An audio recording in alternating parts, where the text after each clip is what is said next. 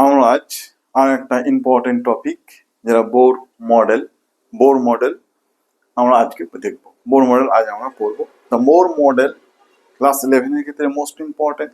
এছাড়াও নিট জেই ডাব্লিউজেই থেকে প্রত্যেক বছর একটা কোশ্চেন আসে। ওই জন্য বোর মডেল সম্বন্ধে খুব ভালো করে জানতে হবে। হ্যাঁ, চলো আমরা বোর মডেল সম্বন্ধে জেনে নিই। আচ্ছা, Bohr model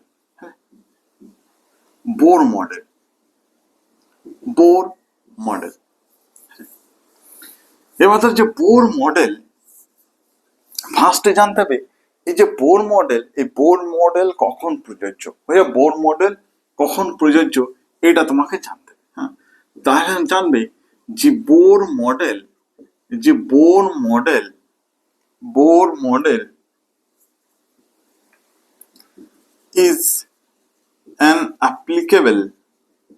is an applicable for only one electron system or species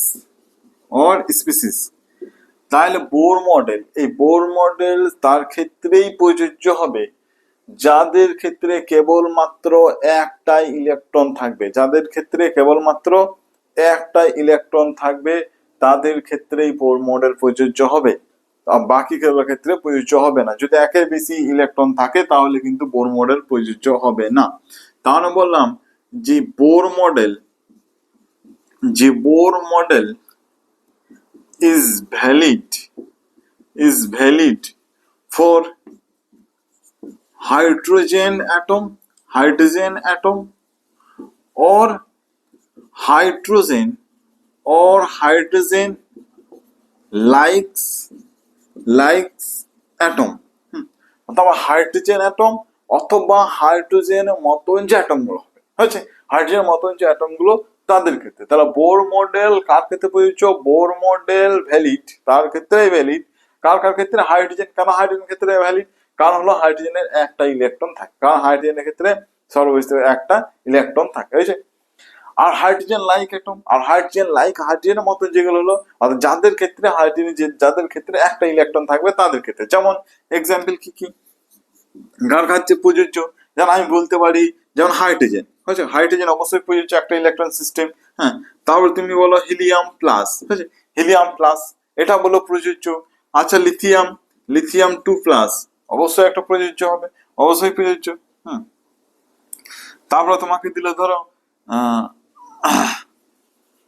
beryllium 3+, boron 4+, sodium 10+, আচ্ছা সোডিয়াম 10+।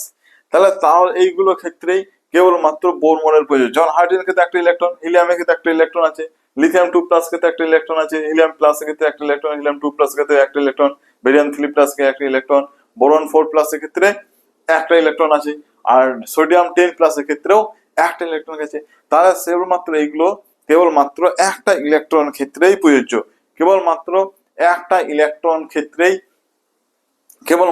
একটা ইলেকট্রন ক্ষেত্রেই প্রযোজ্য হবে, হয়তো একটা ইলেকট্রন ক্ষেত্রে প্রযোজ্য। তাহলে তোমাকে একটা কোশ্চেন দিই, বললাম যে ফর হুইচ স্পিসিস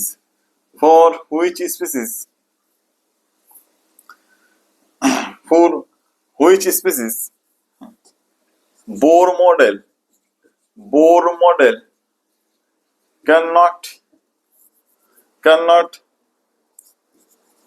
valid না। 1 নম্বর অপশনে দিলাম, ধরো বললাম হিলিয়াম প্লাস, বি অপশনে দিলাম হাইড্রোজেন, সি অপশনে দিলাম lithium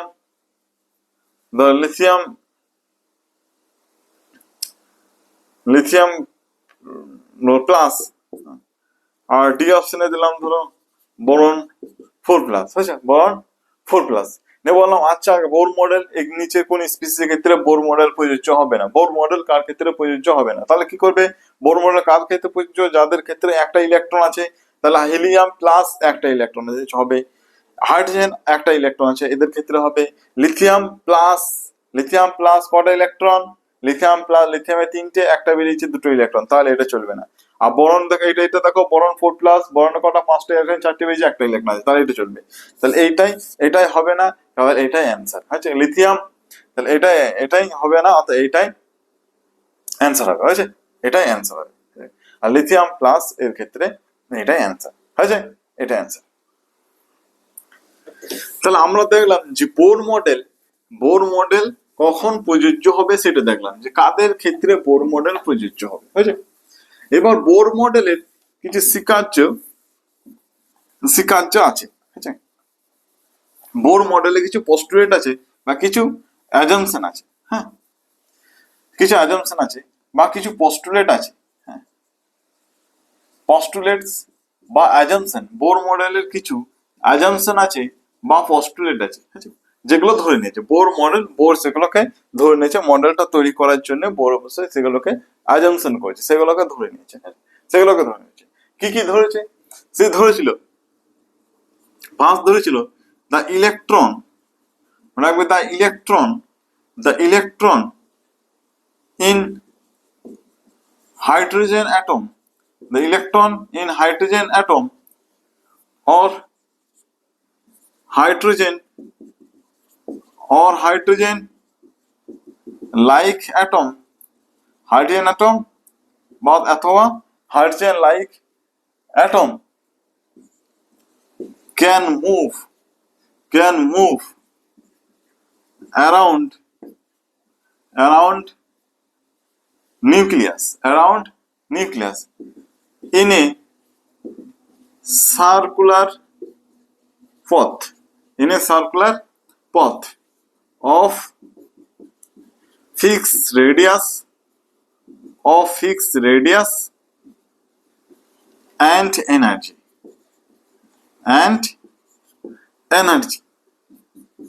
This path is called orbit or stationary state তাহলে পস্টুলেট, তাহলে বোর মডেলের ফার্স্ট অ্যাজাম্পশন কি বললো? বোর মডেলে প্রথম অ্যাজাম্পশন বললো যে এই হাইড্রোজেনের মতো অ্যাটম গুলোর ক্ষেত্রে যে ইলেকট্রন মুভ করে, ইলেকট্রন ঘুরে, কোথায় ঘুরে? অ্যারাউন্ড নিউক্লিয়াসের চারিপাশে ইলেকট্রন গুলো ঘুরে ইন এ সার্কুলার পথ, অবশ্যই একটা সার্কুলার পথে ঘুরবে, একটা বৃত্ত পথে ইলেকট্রন গুলো চারিপাশে ঘুরবে। অফ ফিক্স রেডিয়াস, একটা নির্দিষ্ট রেডিয়াসকে কেন্দ্র করে এগুলো নির্দিষ্ট রেডিয়াসকে কেন্দ্র করে ঘুরবে। এনার্জি আর নির্দিষ্ট এনার্জি নিয়ে ওই যে অরবিট গুলো থাকবে তার নির্দিষ্ট এনার্জি থাকবে, ওই নির্দিষ্ট এনার্জি নিয়ে আর নির্দিষ্ট ব্যাসার্ধে ইলেকট্রনটা ঘুরছে। এই যে পথে ইলেকট্রনটা নিউক্লিয়াসের চারিপাশে ঘুরছে, সেই পথটাকে বলা হয় অরবিট। মানে কক্ষ, তাহলে সেই পথটাকে বলা হয় অরবিট। অথবা স্টেশনারি স্টেট, অথবা সুস্থির অবস্থা। স্টেশনারি স্টেট মানে সুস্থির অবস্থা, যে ইলেকট্রন যে অরবিটে থাকবে, ইলেকট্রন যখন অরবিটে থাকবে তখন সেটা সুস্থির অবস্থায় আছে, হয়েছে, সুস্থির অবস্থাতে সেটা স্টেশনারি স্টেটে আছে, হয়েছে। এবার এক্ষেত্রে একটা ওয়ার্ড পেলাম যে নিউক্লিয়াসের চারিপাশে যখন ঘুরবে তখন ফিক্স রেডিয়াসে ঘুরবে, তাই না? ফিক্স রেডিয়াসে ঘুরবে। আচ্ছা কেন ফিক্স রেডিয়াসে ঘুরবে? ওই জন্য বোর একটা ক্যালকুলেশন দিয়েছিল যে কেন ফিক্স রেডিয়াসে ঘুরবে, সে ব্যাখ্যা দিয়েছিল। কি ব্যাখ্যা দিয়েছিল? ধরো আমি বললাম এটা ধরো নিউক্লিয়াস, আর এর আশেপাশে সার্কুলার পথে ইলেকট্রনটা ঘুরছে, যে সার্কুলার পথে ইলেকট্রনটা ঘুরছে, কথা বললাম এটা হচ্ছে ইলেকট্রন, এই ইলেকট্রনটা সার্কুলার পথে ঘুরবে, এটা যে নিউক্লিয়াস। আমি কি ধরলাম? এটা নিউক্লিয়াস, আর এটা যে পথে ঘুরবে সেই পথটা ধরো এটা হচ্ছে অরবিট, যে পথে ইলেকট্রনটা ঘুরবে সেটাকে বলা হয় অরবিট, হ্যাঁ, সেটাকে বলা হয় অরবিট, ঠিক আছে। এই ইলেকট্রনটা এই বরাবর ঘুরছে, এদিক দিয়ে ঘুরছে, হ্যাঁ। আর এটা নিউক্লিয়াস, এটা কি জিনিস? এটা হচ্ছে নিউক্লিয়াস, এটা নিউক্লিয়াস। এবার আমি কি ধরলাম? ধর আমি অ্যাজাম্পশন করলাম, কি অ্যাজাম্পশন করলাম? অবশ্যই বোর করেছিল, হ্যাঁ, বোর কি অ্যাজাম্পশন করলাম? ও ধরেছিল যে number of proton in nucleus, বলেছিল যে নিউক্লিয়াসের ক্ষেত্রে যে নাম্বার অফ প্রোটন সেই সংখ্যাটা জেড। হ্যাঁ, জেড সংখ্যক প্রোটন আছে নিউক্লিয়াসের ক্ষেত্রে। কতগুলো প্রোটন আছে নিউক্লিয়াসের ক্ষেত্রে? হয়েছিল যে জেড সংখ্যক প্রোটন আছে, ঠিক আছে, জেড সংখ্যক প্রোটন আছে। তাহলে আমাকে বলো যে টোটাল চার্জ ইন নিউক্লিয়াস। আচ্ছা, নিউক্লিয়াসের ক্ষেত্রে টোটাল চার্জ তাহলে কত হবে? প্লাস জেড ইন্টু ই, তাই না? প্লাস জেড ইন্টু ই, এটা হবে প্লাস জেড ইন্টু ই, এটা হবে। এবার এই যে প্লাস জেড ইন্টু ই, এই যে এর ভ্যালুটা কত? এর ভ্যালুটা কত? এর ভ্যালুটা কত? ই সমান কি? এর মানটা কত? ই হলো 1.6 ইন্টু 1.6 ইন্টু 10⁻19 কুলম্ব, হয়েছে? 19 কুলম্ব। অথবা এটাকে সিজিএস পদ্ধতিতে লিখতে পারো, অথবা কেউ 4.8 ইন্টু 10⁻10 ইএসইউ। এটা একটা ইউনিট, ঠিক আছে? এটা একটা ইউনিট। এটা হচ্ছে এসআই ইউনিট, এটা হচ্ছে সিজিএস ইউনিট। এই যে আছে, এর ভ্যালুটা এটা, ঠিক আছে? এর ভ্যালু হলো এটা, এর ভ্যালু হলো এটা, ঠিক আছে? তাহলে নিউক্লিয়াসের ক্ষেত্রে কত চার্জ আছে দেখলাম? নিউক্লিয়াসে দেখলাম জেডি সংখ্যক চার্জ, জেডি সংখ্যক চার্জ আছে। ভালো কথা। এবার ধরো এই যে নিউক্লিয়াস আর ইলেকট্রনের মধ্যে ডিস্টেন্স, নিউক্লিয়াস আর ইলেকট্রনের মধ্যে ডিস্টেন্স আর, আমি কি বললাম? আর ধরলাম। আর কি ধরলাম? আর হলো যে distance between nucleus and electron. ওই নিউক্লিয়াস এবং ইলেকট্রনের মধ্যে ডিস্টেন্স আর, নিউক্লিয়াস আর ইলেকট্রনের মধ্যে ডিস্টেন্স আর, হয়েছে? ডিস্টেন্স। এবার কি বললো দেখো, এক্ষেত্রে প্লাস চার্জ, এক্ষেত্রে মাইনাস চার্জ, হয়েছে? এক্ষেত্রে প্লাস চার্জ, এক্ষেত্রে মাইনাস চার্জ। এই প্লাস আর মাইনাস যদি থাকে, তাহলে এদের মধ্যে একটা আকর্ষণ বল কাজ করবে। প্লাস আর মাইনাসের মধ্যে আকর্ষণ বল কাজ করবে। যে আকর্ষণ বল কাজ করবে সেই আকর্ষণকে বলা হয় ইলেকট্রোস্ট্যাটিক ফোর্স। সেটাকে বলা হয় ইলেকট্রোস্ট্যাটিক ফোর্স। স্থির তড়িৎ বল ইলেকট্রোস্ট্যাটিক ফোর্স, ইলেকট্রোস্ট্যাটিক ফোর্স, যেটাকে হয় এফই দিয়ে নোট করলাম, ইলেকট্রোস্ট্যাটিক ফোর্স, এফই দিয়ে নোট করলাম। এবার এই যে কুলম্ব বলে একজন বিজ্ঞানী ছিল, সে কি করেছিল? এই যে দুটো ফোর্সের ভ্যালুটা, এই ইলেকট্রোস্ট্যাটিক ফোর্সের যে ভ্যালুটা, স্থির তড়িৎ বলের ফোর্সের ভ্যালুটা, মানটা বলেছিল। কি বলেছিল? সে বলেছিল কে ইন্টু এই নিউক্লিয়াসের চার্জ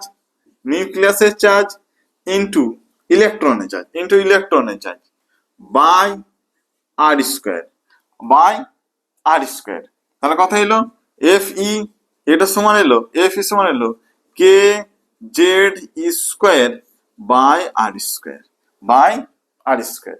ইলেকট্রোস্ট্যাটিক ফোর্সে বললো বাই স্কোয়ার, হয়েছে? বাই আর স্কোয়ার, হয়েছে? এটা। এবার তুমি একটা প্রশ্ন দেখো, একটা আসতে পারে, কি আসতে পারে? যে এই যে মাইনাস আর প্লাস এদের মধ্যে যদি আকর্ষণ বল কাজ করে, তাহলে তো ইলেকট্রনটা এখানে থাকবে না। তাহলে ইলেকট্রনটা অবশ্যই আস্তে আস্তে আকর্ষণ বলের জন্য এই জায়গাতে পড়ে যাবে, আস্তে আস্তে এখানে পড়ে যাবে, তাই না? এই দুইজন এক জায়গাতে মিশে যাবে, এটা হবে। তাহলে ব্যাসার্ধ তো ফিক্স থাকবে না। কিন্তু বোর বললো ব্যাসার্ধ ফিক্স থাকবে। বোর বললো কি ব্যাসার্ধ একটা নির্দিষ্ট ব্যাসার্ধের মধ্যে ঘুরবে, তাই না? তাহলে কি হবে? দেখো, বলছি এই যে ইলেকট্রনটা ঘুরছে, হ্যাঁ, এই যে ইলেকট্রনটা ঘুরছে, এই ইলেকট্রনটা ঘুরছে, এই ইলেকট্রনটা ঘোরার দরুন, এই যে ইলেকট্রন যখন ঘুরছে, তখন কি হবে? এই যে ঘোরার দরুন ছিটিয়ে যেতে যাবে। কি করবে? এই বলটা ছিটিয়ে যেতে যাবে। যখনই ধর কোনো একটা সুতো নিয়ে বস্তুকে যখন ঘোরাবে, সুতোটা ছেড়ে দেয়, স্পর্শ বরাবর ঝড়কে সুতোটা বেরিয়ে যাবে, তাই না? সবসময় তাহলে এই যখনই ঘুরবে তখনই ছিটিয়ে যেতে হবে। কিন্তু ছিটিয়ে যেতে দিবে না কে? এই তাদের মধ্যে আকর্ষণ বল, এই বড় আকর্ষণ বল কাজ করছে, এই আকর্ষণ বল, এটা কাজ করছে এফই। কিন্তু এই যে ঘোরার দরুন একটা বল কাজ করে, সেই বলটাকে বলা হয়, সে একটা বল কাজ করে, সেইটাকে বলা হয় সেন্ট্রিফিউগাল ফোর্স। এই ঘোরার দরুনে একটা বল কাজ করে, সেটাকে বলা হয় সেন্ট্রিফিউগাল ফোর্স, সেটাকে বলা হয় সেন্ট্রিফিউগাল ফোর্স। সেটাকে এফসি দ্বারা নোট করা হয়, সেটাকে লেখা হয় এফসি। সমান কি বলা হয়?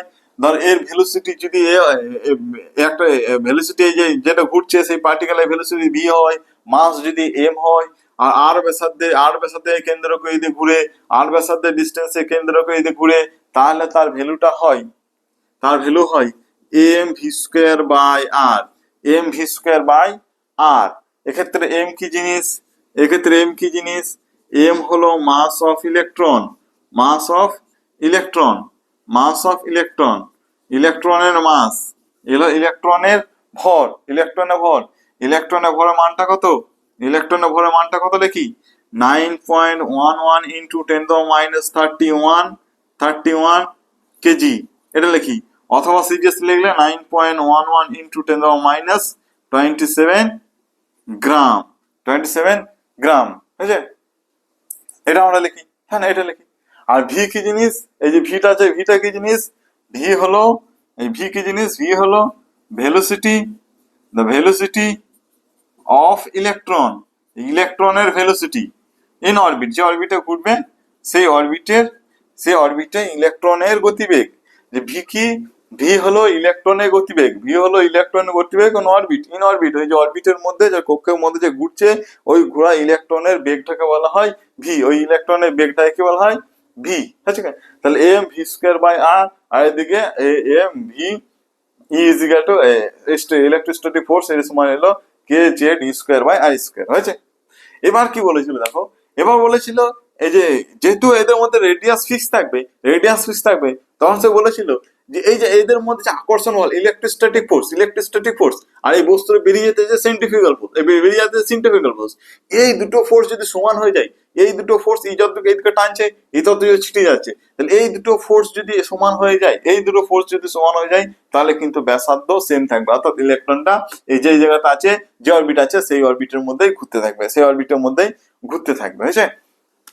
ওই জন্য কি হবে, যদি ব্যাসার্ধ ফিক্স হতে হয়, তাহলে ইলেকট্রোস্ট্যাটিক ফোর্স সমান সেন্ট্রিফিউগাল ফোর্স হতে হবে,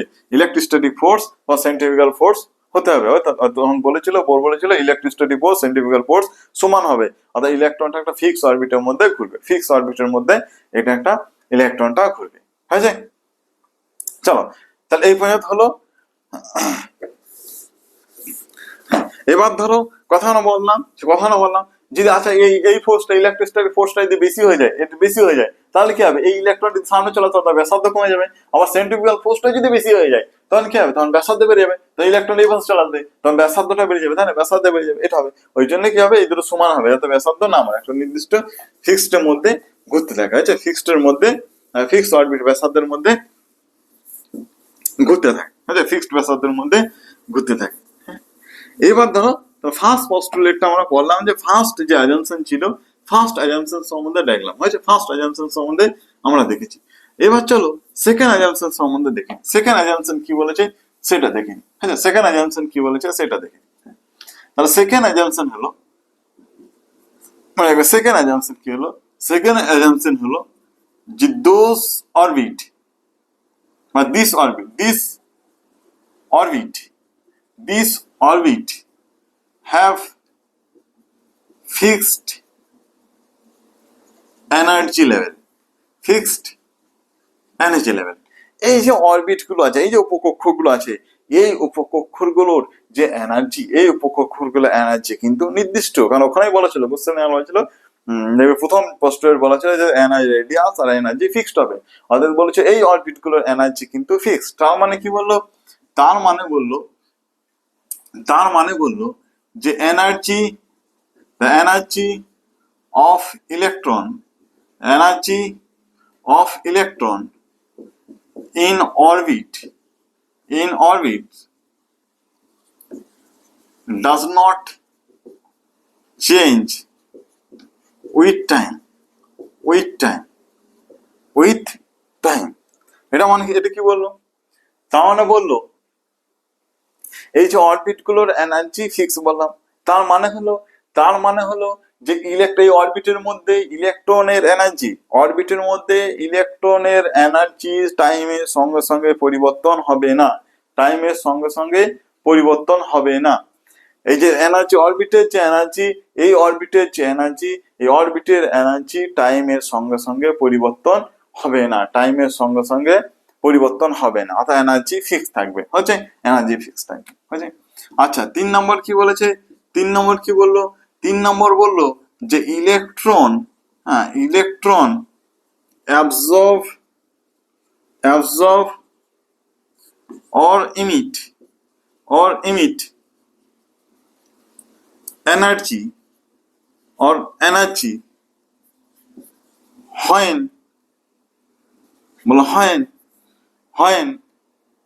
the electron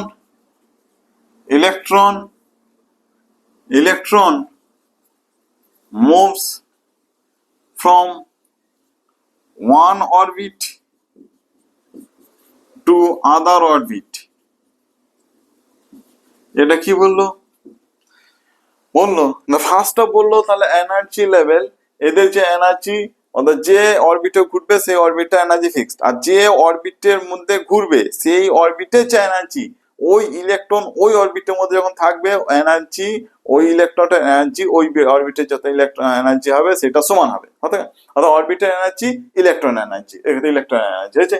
তাহলে কি তখন ওই অরবিটের মধ্যে যখন ঘুরবে, ওই অরবিটের মধ্যে যখন নিউক্লিয়াসের চারিপাশে ঘুরছিল তখন কিন্তু এনার্জি রিলিজ হবে না, কারণ এনার্জি ফিক্সড, তার এনার্জি কোনো রিলিজ হবে না, তাহলে কি ওই এনার্জি কোনো রিলিজ হয় না, এনার্জি রিলিজ হয় না, বলছে হ্যাঁ হয়, এনার্জি হয়, রিলিজ হয়, হ্যাঁ বা এনার্জি অ্যাবজর্ব হয়, কখন হবে, যখন তারা এক কক্ষ থেকে এই ওয়ান অরবিট থেকে অন্য অরবিট যাবে, এক অরবিটাল থেকে আরেক অরবিটালের মধ্যে যখন যাবে তখন হবে। ধরো এটা নিউক্লিয়াস, হ্যাঁ এটা চারিপাশে আছে, হ্যাঁ এটা নিউক্লিয়াস, চারপাশে ইলেকট্রন আছে, তাহলে এখানে আরেকটা অরবিট আছে ধরো, তাহলে এই যে অরবিট, এই অরবিট থেকে যখন এই অরবিটে যাবে, এই অরবিট থেকে যখন এই অরবিটে যাবে, হ্যাঁ এই অরবিট থেকে যখন এই অরবিটে আসবে, তখন কি হবে, এখান থেকে এই অরবিট থেকে এখান থেকে এই অরবিট আসছে, তখন এনার্জি অ্যাবজর্ব করবে, হয়েছে এনার্জি অ্যাবজর্ব করে যাবে, এখানে যাবে। আবার ধরো এই অরবিট থেকে সেই হায়ার অরবিট থেকে যখন লোয়ার অরবিট আসবে, হায়ার অরবিট থেকে যখন লোয়ার অরবিট আসবে, হ্যাঁ তখন কি হবে, এই অরবিট থেকে এই অরবিটে যখন আসবে তখন তারা এনার্জি ইমিট করবে, এনার্জি তখন ছাড়বে, তখন এনার্জি কি করবে, ছাড়বে, ওরা এনার্জি বিকিরণ করবে। আর এখান থেকে লোয়ার এনার্জি থেকে লোয়ার, এটা হচ্ছে লোয়ার এনার্জি, এই লোয়ার এনার্জি থেকে হায়ার এনার্জি যখন যাবে তখন এনার্জি অ্যাবজর্ব করবে, তখন এনার্জি শোষণ করবে, আর হায়ার থেকে হায়ার এনার্জি থেকে যখন লোয়ার এনার্জিতে লোয়ার এনার্জি অরবিট আসবে তখন এনার্জি কি করবে, ইমিট করবে। তাহলে যখন থাকবে কিন্তু তখন কিছু করবে না, যখন এক অরবিট থেকে আরেক অরবিটে যাবে তখন মাত্র এনার্জি রিলিজ বা গ্রহণ করবে। হ্যাঁ এবার ধরো এই যে এনার্জি, এই যে এনার্জি রিলিজ বা গ্রহণ, এই যে এনার্জি রিলিজ বা গ্রহণ, এদের যে এনার্জি যে ডিফারেন্স, এটা সমানই হয় এইচ নিউ, তাই না, এটা জানো যে এটা সমানই কত হয়, এটা সমানই হয় এইচ নিউ, তাই না, এইচ নিউ, এইচ কি, এইচ এই যে এনার্জি ডিফারেন্স এইচ নিউ, আবার জানো H equal to into C মানে সি ল্যামডা, এটা হলো এই মিউ সমান কি সি ল্যামডা, তাই না, সি ল্যামডা। তাহলে এখান থেকে ধরো তুমি ওই ল্যামডার ভ্যালুটা যদি বের করতে চাও তাহলে অবশ্যই এইচ সি বাই ডেইলি এখান থেকে বলতে হবে, এইচ সি বাই ডেইলি এখান থেকে বলতে হবে। এখানে এইচ লিখেছি, তাই না, এইচ কি জিনিস, এইচ হলো প্লাঙ্ক কনস্ট্যান্ট, হ্যাঁ এইচ কি জিনিস, এইচ হলো প্লাঙ্ক কনস্ট্যান্ট, এইচ হলো কি জিনিস, এইচ হলো প্লাঙ্ক কনস্ট্যান্ট। আচ্ছা প্লাঙ্ক কনস্ট্যান্টের ভ্যালুটা কত হয়, 6.26 ইন্টু 10⁻34 জুল সেকেন্ড, আচ্ছা জুল সেকেন্ড, অথবা এটাকে হলো 6.6, হ্যাঁ জুল সেকেন্ড, হ্যাঁ এটাকে বলা হয় জুল সেকেন্ড, আচ্ছা এসআই ইউনিট, এর হচ্ছে জুল, এটা বলা হয় joule second, 6.626 into 10⁻34 joule second, 10⁻34 joule second হচ্ছে প্লাঙ্ক কনস্ট্যান্ট, এটাকে বলা হয় প্লাঙ্ক কনস্ট্যান্ট, হয়েছে এটা হচ্ছে প্লাঙ্ক কনস্ট্যান্ট। তাহলে এটা প্লাঙ্ক কনস্ট্যান্ট, তাহলে এখান থেকে আমাদের ল্যামডা যদি বের করতে বলে এক অরবিটে আরেক অরবিটে, তখন আমরা এটা হয়ে যাবে, আমরা অবশ্যই দেখবো কিভাবে ল্যামডা বের করে, পরে আমরা দেখবো, হ্যাঁ আসলে তাহলে ঠিক আমরা দেখলাম তৃতীয় নম্বর পস্টুলেটটা দেখলাম, তৃতীয় নম্বর পস্টুলেটটা বা তৃতীয় নম্বর অ্যাজাম্পশনটা দেখলাম, হয়েছে তৃতীয় নম্বর অ্যাজাম্পশনটা। এইবার আমরা দেখবো, হ্যাঁ এইবার আমরা দেখবো চতুর্থ নম্বর পস্টুলেটটা দেখবো, হয়েছে চতুর্থ নম্বর পস্টুলেটটা দেখবো। চতুর্থ নম্বর পস্টুলেটটা কি বললো দেখো, চতুর্থ নম্বর পস্টুলেটটা বললো the electron, চতুর্থ নম্বর বললো the electron can move, the electron can move only those orbit, only those orbit for which it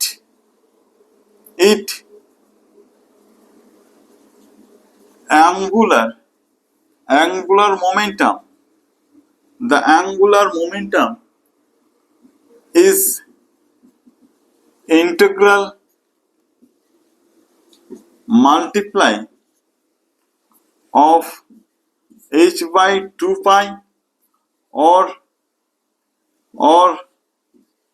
h naught or h naught। এটা কি বললো দেখো। চতুর্থ নম্বর পোস্টুলেট কি বললো? চতুর্থ নম্বর পোস্টুলেট বললো যে electron can move only those orbit, electron কেবলমাত্র সেই অরবিট গুলোতেই ঘুরতে পারবে।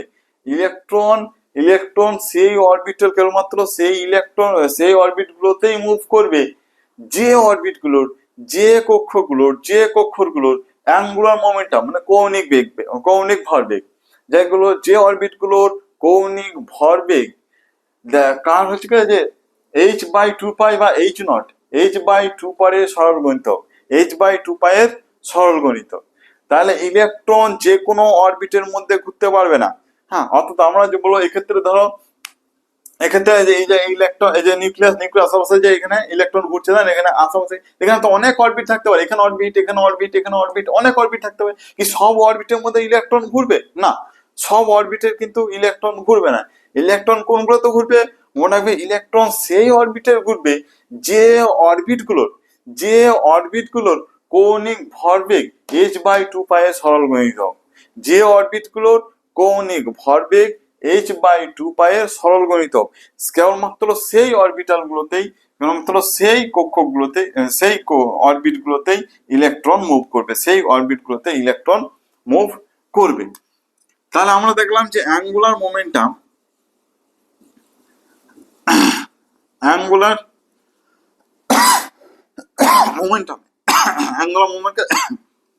এল দ্বারা নোট করা হয়। এল সমান আমরা বলতে পারি mvr। এল সমান আমরা বলি mvr। mvr যে ভ্যালুটা, mvr এর যে ভ্যালু, এর ভ্যালু হবে n ইন্টু h বাই 2 পাই এর সরলগণিত, তাই না? h বাই 2 পাই এর সরলগণিত। তাহলে এক্ষেত্রে n কি জিনিস? n হলো 1 2 3 4 dot dot dot dot dot, বুঝছেন? Dot dot dot. অর্থাৎ n হলো যে 1 2 3 4 এই নাম্বার গুলো হবে, অর্থাৎ 1 গুণ 2 গুণ 3 গুণ 4 গুণ 5 গুণ, এটা হচ্ছে সরল গণিতক। হ্যাঁ, এটা সরল গণিতক। তাহলে অ্যাঙ্গুলার মোমেন্টাম এটা হবে h বাই 2 পাই এর সরল গণিতক। এই h বাই 2 পাই এর 1 গুণ 2 গুণ 3 গুণ 4 গুণ। কখনোই 1/2 পয়েন্ট হচ্ছে 0.5 গুণ, 1.5 গুণ বা 1.25 গুণ, 1.75 গুণ এগুলো হবে না, বা 2.5 গুণ, 2.35 গুণ, এগুলো কখনোই হবে না। সবসময় পূর্ণ সংখ্যা গুণ হবে, সবসময় এখানে পূর্ণ সংখ্যকের গুণ হবে। n এর ভ্যালুটা সবসময় পূর্ণ আসবে, h by 2 pi into n থাকবে, n এর ভ্যালুটা সবসময় পূর্ণ সংখ্যা আসবে। যদি পূর্ণ সংখ্যা হয় তবে এখানে মাত্র সেগুলোতে ইলেকট্রন মুভ করবে, আচ্ছা, সেগুলোতে ইলেকট্রন মুভ করবে। তাহলে আমরা দেখলাম যে এই বোর মডেলে যে পস্টুলেট, চারটে পস্টুলেট, এই চারটে পস্টুলেট সম্বন্ধে আমরা দেখলাম, আচ্ছা, চারটে পস্টুলেট সম্বন্ধে দেখলাম। আচ্ছা, এবার আমরা দেখব যে এর বোর মডেলের ডেরিভেশনটা আমরা দেখবো। আচ্ছা, বোর মডেলের ডেরিভেশন আমরা দেখবো বা ক্যালকুলেশন পার্টটা আমরা দেখবো। বোর মডেলের ডেরিভেশন বা ক্যালকুলেশন পার্টটা আমরা দেখবো। আচ্ছা, ক্যালকুলেশন পার্টটা আমরা দেখবো। আমরা কি দেখলাম? ধরো বোর মডেলে আমরা দেখলাম একটা দেখলাম জি, এই যে অ্যাঙ্গুলার মোমেন্টাম, এই যে অ্যাঙ্গুলার মোমেন্টাম, বুঝছে? এই অ্যাঙ্গুলার মোমেন্টাম এটা সমান কি দেখলাম? এটা দেখলাম n ইন্টু h বাই 2 পাই এর সরল গণিতক, h বাই 2 পাই এর সরল গণিতক, তাই h বাই 2 পাই এর সরল গণিতক। তাহলে এইখান থেকে আমি বলতে পারি এই যে r এর ভ্যালুটা এটা বলতে পারি n into h by 2 pi into mv, এটা বলতে পারি, তাই না? এটা বলতে পারি। তাহলে r সমান এটাই বলতে পারি অ্যাঙ্গুলার মোমেন্টাম থেকে এটা বলতে পারি অ্যাঙ্গুলার মোমেন্টাম থেকে অ্যাঙ্গুলার মোমেন্টাম থেকে আমরা এটা বলতে পারি, অ্যাঙ্গুলার মোমেন্টাম থেকে আমরা এটা বলতে পারি। আবার আরেকটা দেখলাম যে ইলেকট্রোস্ট্যাটিক ফোর্স আর সেন্ট্রিফিউগাল ফোর্স সমান। ইলেকট্রোস্ট্যাটিক ফোর্স সেন্ট্রিফিউগাল ফোর্স এটা একটা দেখেছি তাই না, ইলেকট্রোস্ট্যাটিক ফোর্স আর সেন্ট্রিফিউগাল ফোর্স। ইলেকট্রোস্ট্যাটিক ফোর্স সমান কি ছিল, K Z E square by r square, এটা সমানই ছিল। আর সেন্ট্রিফিউগাল ফোর্স কি দেখলাম, M V square by r M V square by r, এটা দেখেছি তাই না। তাহলে এই ক্ষেত্রে ধরো তুমি এদিকে কাটাকাটি করো, কাটাকাটি করো, তাহলে অবশ্যই একটা আর এক্ষেত্রে দেখো একটা আর কাটবে, এক্ষেত্রে একটা আর এক্ষেত্রে একটা আর কাটবে, হয়েছে। তাহলে একটা আর ওই পাশে যাবে, ওই আটটাকে এই পাশে লেখা হয়েছে, আটটাকে এই পাশে লিখলে, হয়েছে। আর এম ভি স্কোয়ার তাহলে K Z E square by M V square by M V square, হয়েছে। আর এটা তাহলে এ ধরো এটা 1 নম্বর ইকুয়েশন, কথা আমরা বললাম এটা 1 নম্বর ইকুয়েশন, এটা তোমার ধরো 2 নম্বর ইকুয়েশন, হয়েছে, 2 নম্বর ইকুয়েশন। তাহলে কি বলতে পারো, তুমি বলতে পারো 1 আর 2 সমান করে পাই, বা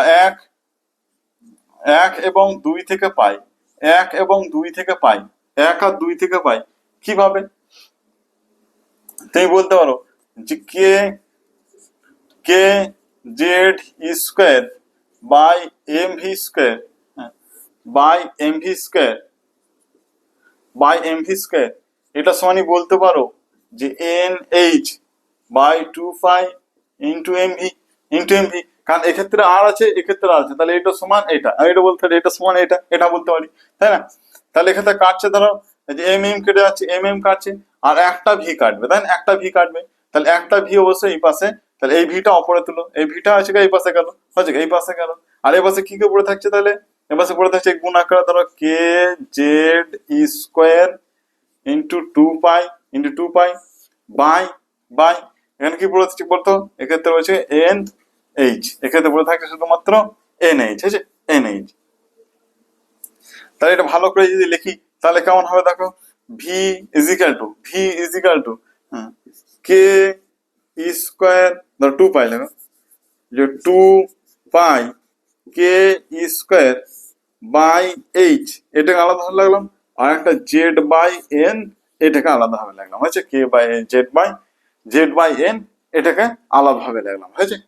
তাহলে আমি বলতে পারি এই যে পার্টটা ধরো 2 পাই, 2 কনস্ট্যান্ট, পাইও কনস্ট্যান্ট, কে একটা কি কেও কনস্ট্যান্ট, ইলেকট্রনের যে মানটা ছিল সেটাও কনস্ট্যান্ট, এইচ কি এইচ হলো প্লাঙ্ক কনস্ট্যান্ট, সেটাও একটা কনস্ট্যান্ট তাই না। তাহলে এই পুরো পার্টটা কিন্তু কনস্ট্যান্ট, তাহলে আমি বলতে পারি ভি সমানুপাতিক জেড বাই এন, এটা বলতে পারি তাই না, ভি সমানুপাতিক জেড বাই এন, এটা মুখস্থ করতে হবে, ভি সমানুপাতিক জেড বাই এন, এই সূত্রটা কিন্তু মুখস্থ করতে হবে, হয়েছে, এই সূত্রটা কিন্তু মুখস্থ করতে হবে, ভি সমানুপাতিক জেড বাই এন, এই সূত্রটা কিন্তু মুখস্থ করতে হবে, হয়েছে, এই সূত্রটা কিন্তু মুখস্থ করতে হবে। তাহলে আমরা কি করলাম, আমরা ডেরিভেশনটা ফার্স্টে দেখলাম যে ডেরিভেশন কিভাবে করতে হয় সেটা দেখলাম তাই না, ডেরিভেশন গুলো দেখলাম, ডেরিভেশনের ভ্যালুসিটি কিভাবে বের করে সেটা দেখলাম। তাহলে দেখো আমি তো বলি তাহলে ভি সমান কি পেয়েছি, ভি সমান পেলাম two pi K square by H into Z by N, হয়েছে, জেড বাই এন, এটা ভি দেখলাম। এবার ধরো আমি করলাম for hydrogen atom, for hydrogen atom, হয়েছে, হাইড্রোজেন অ্যাটমের ক্ষেত্রে জেড এর ভ্যালুটা কত হয়, 1 হয়, আর জেড এর ক্ষেত্রে 1 হয় তাই না, জেড এর ভ্যালুটা 1 হয়। তাহলে আমি যদি বলি লাগলাম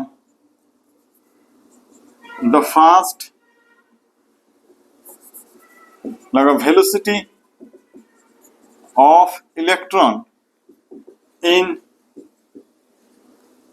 first orbit in hydrogen atom, the hydrogen atom ক্ষেত্রে প্রথম অরবিটের ইলেকট্রনের বেগ কত, প্রথম অরবিটের ইলেকট্রনের বেগ কত সেটা সমান দেখো, এটা লিখবে। তাহলে ফার্স্ট এটা কিভাবে লিখবে, দেখো ভি, এই যে ভি লিখেছে না, এই ভি হচ্ছে ফার্স্ট অরবিট চেয়েছে না, প্রথম অরবিট, ওই জন্য এটাকে 1 নম্বর অরবিট, যত নম্বর অরবিট বলবে তত নম্বর অরবিট হচ্ছে ভি 1, সেটাকে আমরা রিপ্রেজেন্ট করবো, সেটাকে যে 1 দিয়ে রিপ্রেজেন্ট করবো, 1। আর এটা হচ্ছে হাইড্রোজেন, এটা থেকে হাইড্রোজেন অ্যাটম, এই যে অ্যাটমটা বলবে সেখানে আমরা এটাকে এইচ দিয়ে রিপ্রেজেন্ট করবো, হচ্ছে এইচ দিয়ে, মানে হাইড্রোজেন অ্যাটম। হ্যাঁ, এটা সমান কি, এটা সমান এটা হচ্ছে 2 pi K square by H into into, আচ্ছা জেড এর ভ্যালু কত হাইড্রোজেন ক্ষেত্রে 1, কত নম্বর অরবিট, এন এর কত নম্বর অরবিট, 1 নম্বর অরবিট, তাহলে এন এর ভ্যালুটা 1, যত নম্বর অরবিট বলবে সেটা এন এর ভ্যালুটা, যদি অরবিট 1 নম্বর বলে তাহলে এন এর ভ্যালুটা 1, যদি 2 নম্বর অরবিট বলে এন এর ভ্যালুটা 2, 3 নম্বর অরবিট বলে তাহলে এন এর ভ্যালুটা কিন্তু 3, হ্যাঁ 4 নম্বর যদি অরবিট বলে তাহলে এন এর ভ্যালুটা 4 হবে, আচ্ছা এন এর ভ্যালুটাও 4 হবে, তাহলে এন এর উপর ডিপেন্ড করবে, তাই না, এন এর উপর ডিপেন্ড করবে। হ্যাঁ, তাহলে দেখো, হ্যাঁ তাহলে এই যে পার্টটা পড়ে রইলো 2 pi K square by H, হ্যাঁ 2 pi K square by H, হ্যাঁ এই যে পার্টটা, এই পার্টটা যদি তুমি ভ্যালুটা বের করো, এই পার্টটা যদি ভ্যালু দেখো তাহলে দেখবে আসবে 2.18 into 10⁶ metre per second, metre per second, অথবা তুমি সেন্টিমিটার যদি লেখো 2.18 into 10⁸ centimetre per second, centimetre per second. এটা হলো হাইড্রোজেনের প্রথম অরবিটের ক্ষেত্রে ভেলোসিটি, হাইড্রোজেনের প্রথম অরবিটের ক্ষেত্রে ভেলোসিটির মানটা এলো, প্রথম হাইড্রোজেনের ফার্স্ট অরবিটের ক্ষেত্রে ভেলোসিটির মান এলো 2.18 into 10⁶ metre per second, 2.16 into 10⁶ metre per second, আছে মিটার পার সেকেন্ড।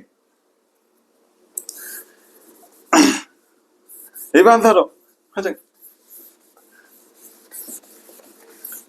এবার ধরো কি ধরবে, দেখো আমরা ভি সমান কি পেয়েছি, ভি সমান পেয়েছি যে 2 pi K square by H into Z by N, হচ্ছে জেড বাই এন, হচ্ছে জেড বাই এন। তাহলে ধরো আমি যদি বলি, হ্যাঁ আমি কি বলি, আমি যদি বলি যে ধরো velocity, velocity of electron, of electron in nth orbit, nতম অরবিটের, nতম অরবিটের ইলেকট্রনের ভেলোসিটি হবে, nতম অরবিটের ইলেকট্রনের ভেলোসিটি হবে, হ্যাঁ যে কোনো অ্যাটমের ক্ষেত্রে, for any atom,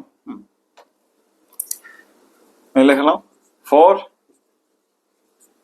any atom, যে কোনো অ্যাটম গুলোর ক্ষেত্রে, যে কোনো অ্যাটম গুলোর ক্ষেত্রে যে nতম অরবিটের ইলেকট্রনের ভেলোসিটি হবে, তাহলে এটা nতম অরবিট আমি লেখাচ্ছি, এটাকে ভিএন হিসেবে লেখা আছে, ভিএন, এই যে সূত্রটা ভিএন আছে, nতম অরবিটকে রিপ্রেজেন্ট করছে, এটা যেমন ভি1 1 নম্বর অরবিট রিপ্রেজেন্ট করছিল, 1 নম্বর অরবিট, হ্যাঁ এটা ভিএন আছে কত নম্বর অরবিট রিপ্রেজেন্ট করবে, nতম অরবিটকে রিপ্রেজেন্ট করবে, ঠিক আছে। তাহলে 2 pi K square by H into Z by N, হচ্ছে জেড বাই এন, এই এন এর ভ্যালুটা অত নম্বর অরবিট, যে nতম অরবিট এখানে এন আছে রয়েছে। এবার তো তুমি ভালো করে লক্ষ্য করো, এই যে পার্টটা, এই যে পুরো পার্টটা, এই যে কনস্ট্যান্ট পার্টটা, এই কনস্ট্যান্ট পার্টটাই কি এইটা, এই কনস্ট্যান্ট পার্টটা এটা, অর্থাৎ এই পার্টটা ভ্যালুটা কত হলো, হাইড্রোজেনের ফার্স্ট অরবিটের ভেলোসিটি, তাই না, এটা এলো হাইড্রোজেনের প্রথম অরবিটের ক্ষেত্রে ভেলোসিটি, প্রথম অরবিটের ক্ষেত্রে ভেলোসিটি। তাহলে এটা মুখস্থ করতে হবে, যে কোনো অরবিটের ক্ষেত্রে ভেলোসিটি, যে কোনো nতম অরবিটের ক্ষেত্রে ভেলোসিটি আসবে হাইড্রোজেনের প্রথম অরবিটের velocity into Z by N, into Z by N, আচ্ছা এবার যদি ভ্যালুটা বসাও, ভ্যালুটা বসাও তাহলে কত আসবে 2.16 into 10⁸ into Z by N, আচ্ছা জেড বাই এন, এটা হচ্ছে মিটার পার সেকেন্ড, আচ্ছা মিটার পার সেকেন্ড। তাহলে এটাও কেউ মুখস্থ করতে পারো, বুঝলে, এটাও কেউ মুখস্থ করতে পারে, এটাও কেউ মুখস্থ করতে পারো। তাহলে ভিএন, ভিএন সমান হলো 2.18 into 10⁶ into Z by N metre per second, আচ্ছা ভেলোসিটি হলো মিটার পার সেকেন্ড। তাহলে এটা দেখলাম, তাহলে এটা আমরা দেখলাম। এবার আমরা চলো দেখি, চলো আমরা এবার কিছু গ্রাফ দেখে নিই, হ্যাঁ এবার গ্রাফগুলো দেখে নিই যে গ্রাফগুলো কেমন হবে, গ্রাফগুলো কেমন হবে সেই সম্বন্ধে আমরা একবার দেখে নিই, হ্যাঁ সেই সম্বন্ধে আমরা একবার দেখে নিই গ্রাফগুলো কেমন হবে, হ্যাঁ গ্রাফগুলো কেমন হবে সেই সম্বন্ধে একবার দেখে নিই। হ্যাঁ তাহলে চলো, তোমাকে বললো, হ্যাঁ তোমাকে বললো দরকার হলাম ভি ভার্সেস জেড এর গ্রাফটা আঁকো, ওই যে ভি ভার্সেস জেড এর গ্রাফ আঁকো, ওই যে V versus Z, V versus Z এর গ্রাফটা আঁকতে বলা হয়েছে তোমার। কি করবে? তাহলে তুমি কি জানো? তুমি জানো ভি সমানুপাতিক এন জেড বাই এন, এটা একটা নাম শুনেছো, জেড বাই এন, ভি সমানুপাতিক জেড বাই এন, এটা জানো তাই না? তাহলে ধরো আমি কথা বললাম, বা ডায়েটের সূত্রটা লিখতে পারতে, ডায়ের সূত্রটা লিখতে পারতে, কোনো অসুবিধা ছিল না। হ্যাঁ, এটা লিখতে পারতে তাই না? তাহলে এটা সমান আমি তুমি বললাম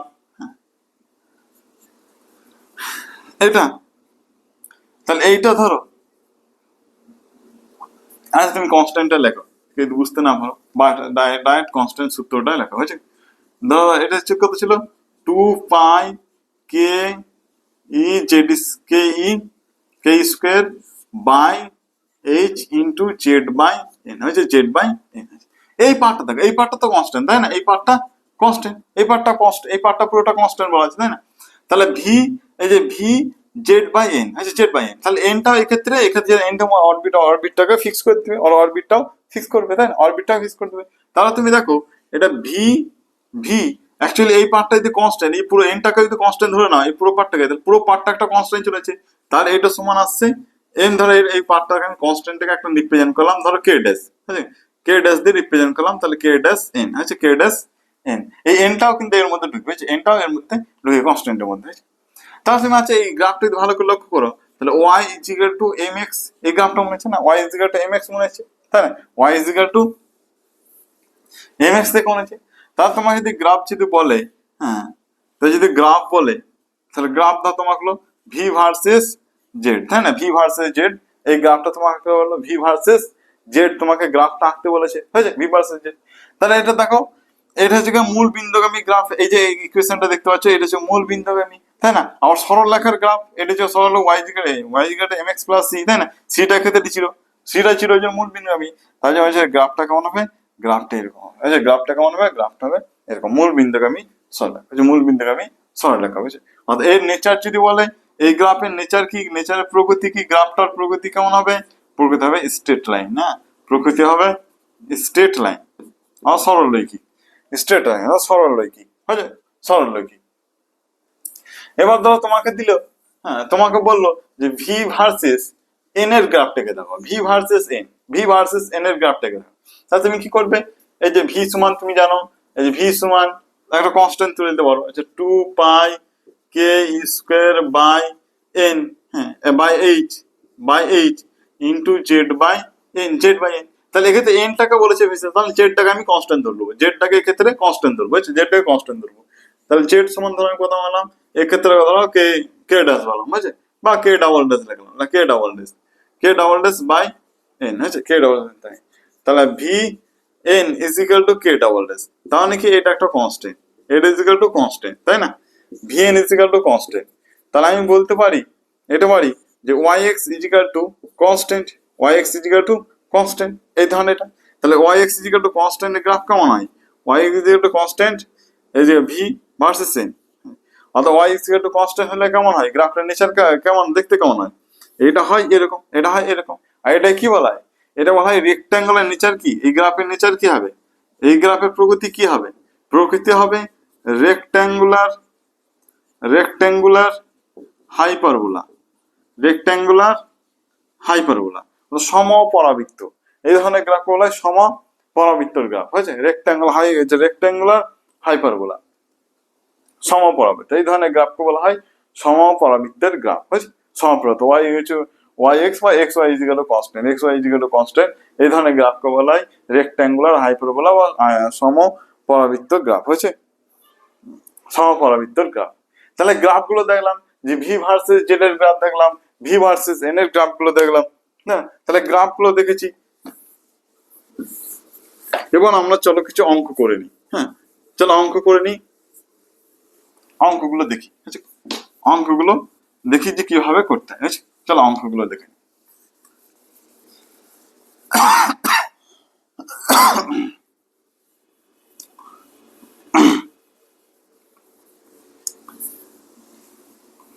চলো অঙ্কগুলো দেখি।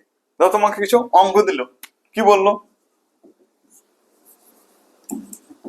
তোমাকে অঙ্ক দিল, বললো ধরো if the velocity, if the velocity of an electron, the velocity of an electron in first orbit, in first orbit of hydrogen atom, of hydrogen atom, x is v, is v.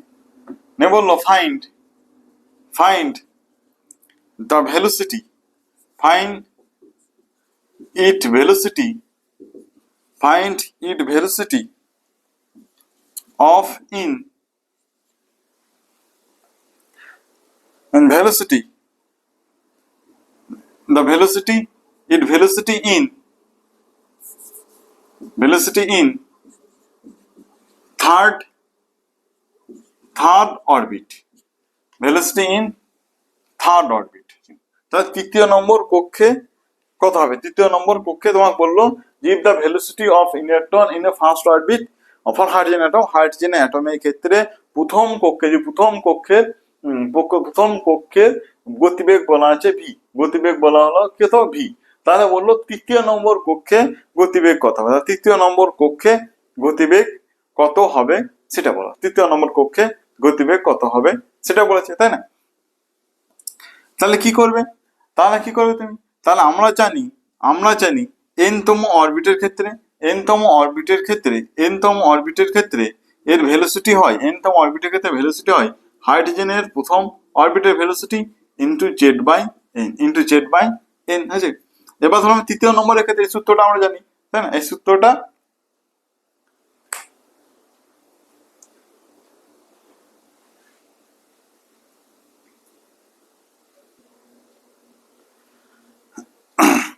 তাহলে দেখো question কি বলেছিল, যে velocity of ইলেকট্রনের first অরবিটের ক্ষেত্রে, hydrogen অ্যাটমের first অরবিটের ক্ষেত্রে ইলেকট্রনের ভেলোসিটি বলা ছিল v, আর বলেছিল যে থার্ড অরবিটে তাহলে ভেলোসিটি কত হবে, থার্ড অরবিটে যে ইলেকট্রন আছে থার্ড অরবিটে ইলেকট্রনের ভেলোসিটি কত হবে সেটা বের করতে বলেছিল, হয়েছে? তাহলে আমরা জানি এটা ঠিক আছে। এবার ধরো কত তৃতীয় নম্বর অরবিটে বের করতে বলছে, তাহলে এই যে v3 হলো তৃতীয় নম্বর, বুঝছো? তৃতীয় নম্বর অরবিটে। আর হাইড্রোজেন অ্যাটমের ক্ষেত্রে বলেছে, তাহলে হাইড্রোজেন হিসেবে রাখলাম, হাইড্রোজেন আর যে v1 ইনটু হাইড্রোজেন, v1 এর ক্ষেত্রে হাইড্রোজেনের কত বলেছে বলো, এখানে v বলেছে। হাইড্রোজেনের ভেলোসিটি কত বলেছে, যে হাইড্রোজেন ফার্স্ট অরবিটের ভেলোসিটি এটা বলছে v বলেছে, এর সমান হাইড্রোজেনের ক্ষেত্রে z এর ভ্যালুটা কত 1, হাইড্রোজেনের ক্ষেত্রে z এর ভ্যালুটা 1, কিন্তু n এর ভ্যালুটা কত, এটা কত নম্বর কক্ষ, 3 নম্বর, তাহলে 3 নম্বর, তাহলে কত এলো v/3, তাহলে v/3, আচ্ছা v/3। তাহলে ধরো যদি বলে ফার্স্ট যে ভেলোসিটি অফ থার্ড অরবিটে যদি ভেলোসিটি জিজ্ঞেস করে যে ইলেকট্রনের সেই থার্ড অরবিটের ভেলোসিটি, তাহলে হবে v/3, হয়েছে v/3, আচ্ছা v/3 হবে, আচ্ছা। চলো আরেকটা অঙ্ক দিই,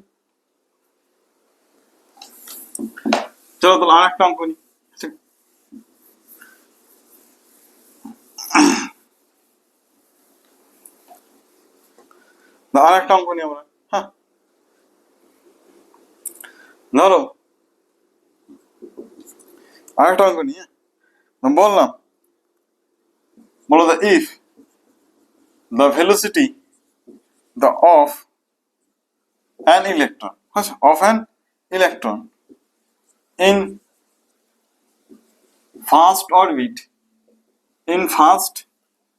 orbit of helium plus ion, is বলে দিল v, বলে দিল যে আমরা x ধরলাম, এটা বলা আছে x, আচ্ছা x। তাহলে বললো যে find the velocity of an electron in second orbit of lithium 2+ ions, বুঝছে? lithium 2+ ion। তোমাকে কি বললো, তোমাকে বললো যে ভেলোসিটি অফ ইলেকট্রনের ভেলোসিটি ফার্স্ট অরবিটের ক্ষেত্রে হিলিয়াম আয়নের ফার্স্ট অরবিটের ক্ষেত্রে ভেলোসিটি বলা আছে x, হয়েছে? ভেলোসিটি বলে কত বলেছে, ভেলোসিটি x বলেছে। নিয়ে বলেছে যে find the velocity of electron the second orbit of lithium ion. Lithium আয়নের সেকেন্ড অরবিটের ভেলোসিটি তাহলে কত হবে, সেকেন্ড অরবিটের ভেলোসিটি কত হবে, এটা তোমাকে কোশ্চেন দিয়েছে। তাহলে তুমি কিভাবে করবে, তাহলে তুমি করতে পারো, এটাকে করতে পারো দুভাবে করতে পারো। কিভাবে, তাহলে তুমি কাজ করতে পারো যে আচ্ছা হিলিয়াম আয়নের ক্ষেত্রে, এই যে হিলিয়াম আয়নের ক্ষেত্রে ফার্স্ট অরবিটের হিলিয়াম আয়নের ক্ষেত্রে এর এটা হয়, এর যে ভেলোসিটি হবে সেটা হাইড্রোজেনের ফার্স্ট অরবিটের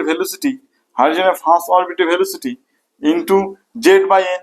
হিলিয়ামের ক্ষেত্রে জেড এর কত, জেড সমান কত, হিলিয়ামের ক্ষেত্রে জেড সমান 2, এন কত, এন কত নম্বর কুক করছে 1 নম্বর অরবিট, তাহলে এন এর ভ্যালুটা 1, তাই না, তাহলে অবশ্যই এটা এলো, তাহলে 2 ইন্টু v1 ইন্টু এইচ, আচ্ছা v1 ইন্টু এইচ, এটা করতে হবে। আর এক্স এর ভ্যালুটা কত বলেছে, এক্ষেত্রে বলে দিয়েছে ধরো এক্স বলা আছে, এটা এক্স, তাহলে অবশ্যই কেউ ফার্স্ট অরবিটের ভেলোসিটি হাইড্রোজেনের ভ্যালুটা কেউ বের করে নিতে পারো x/2, হয়েছে x/2, এভাবে করে নিতে পারো।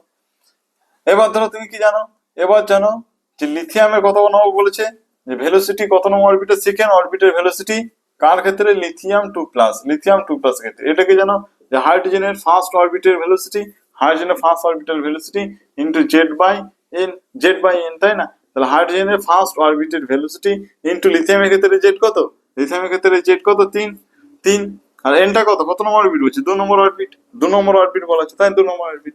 এবার হাইড্রোজেনের ক্ষেত্রে ভেলোসিটি কত দেখো, ফার্স্ট অরবিটের ভেলোসিটি কত বের করেছো, x/2, তাহলে x/2 ইনটু 3/4, তার মানে আসছে 3/4x, ঠিক আছে, 3/4x। এটা লিথিয়াম 2+ এর ক্ষেত্রে সেকেন্ড অরবিটের ভেলোসিটি, লিথিয়াম 2+ এর ক্ষেত্রে সেকেন্ড অরবিটের ভেলোসিটি হবে 3/4x, হয়েছে 3/4x। তাহলে এভাবে কেউ করতে পারো, এভাবে কেউ করতে পারো। আবার কেউ এভাবেও করতে পারো। কিভাবে করবে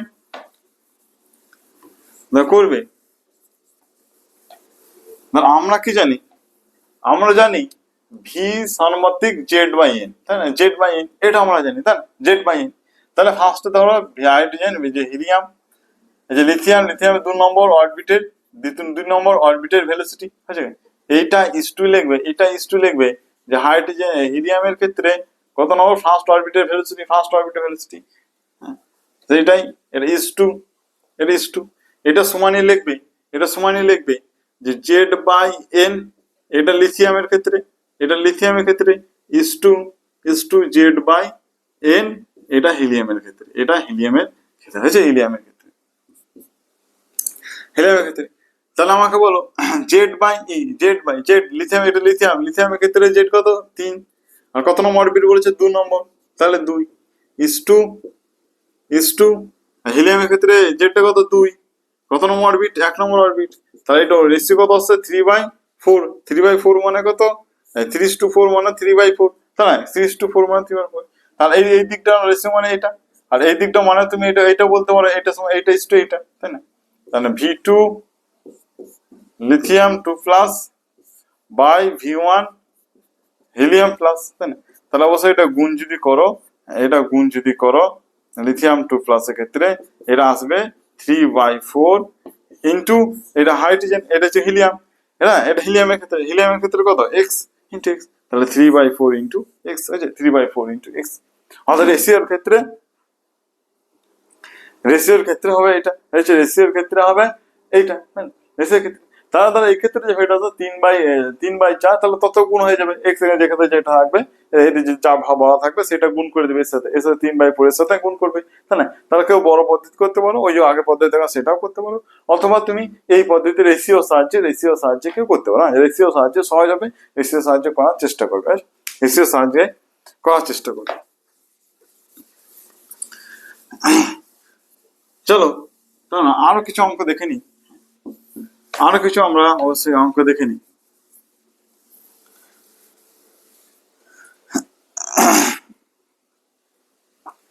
ধরো তোমাকে একটা অঙ্ক দিল, বললো if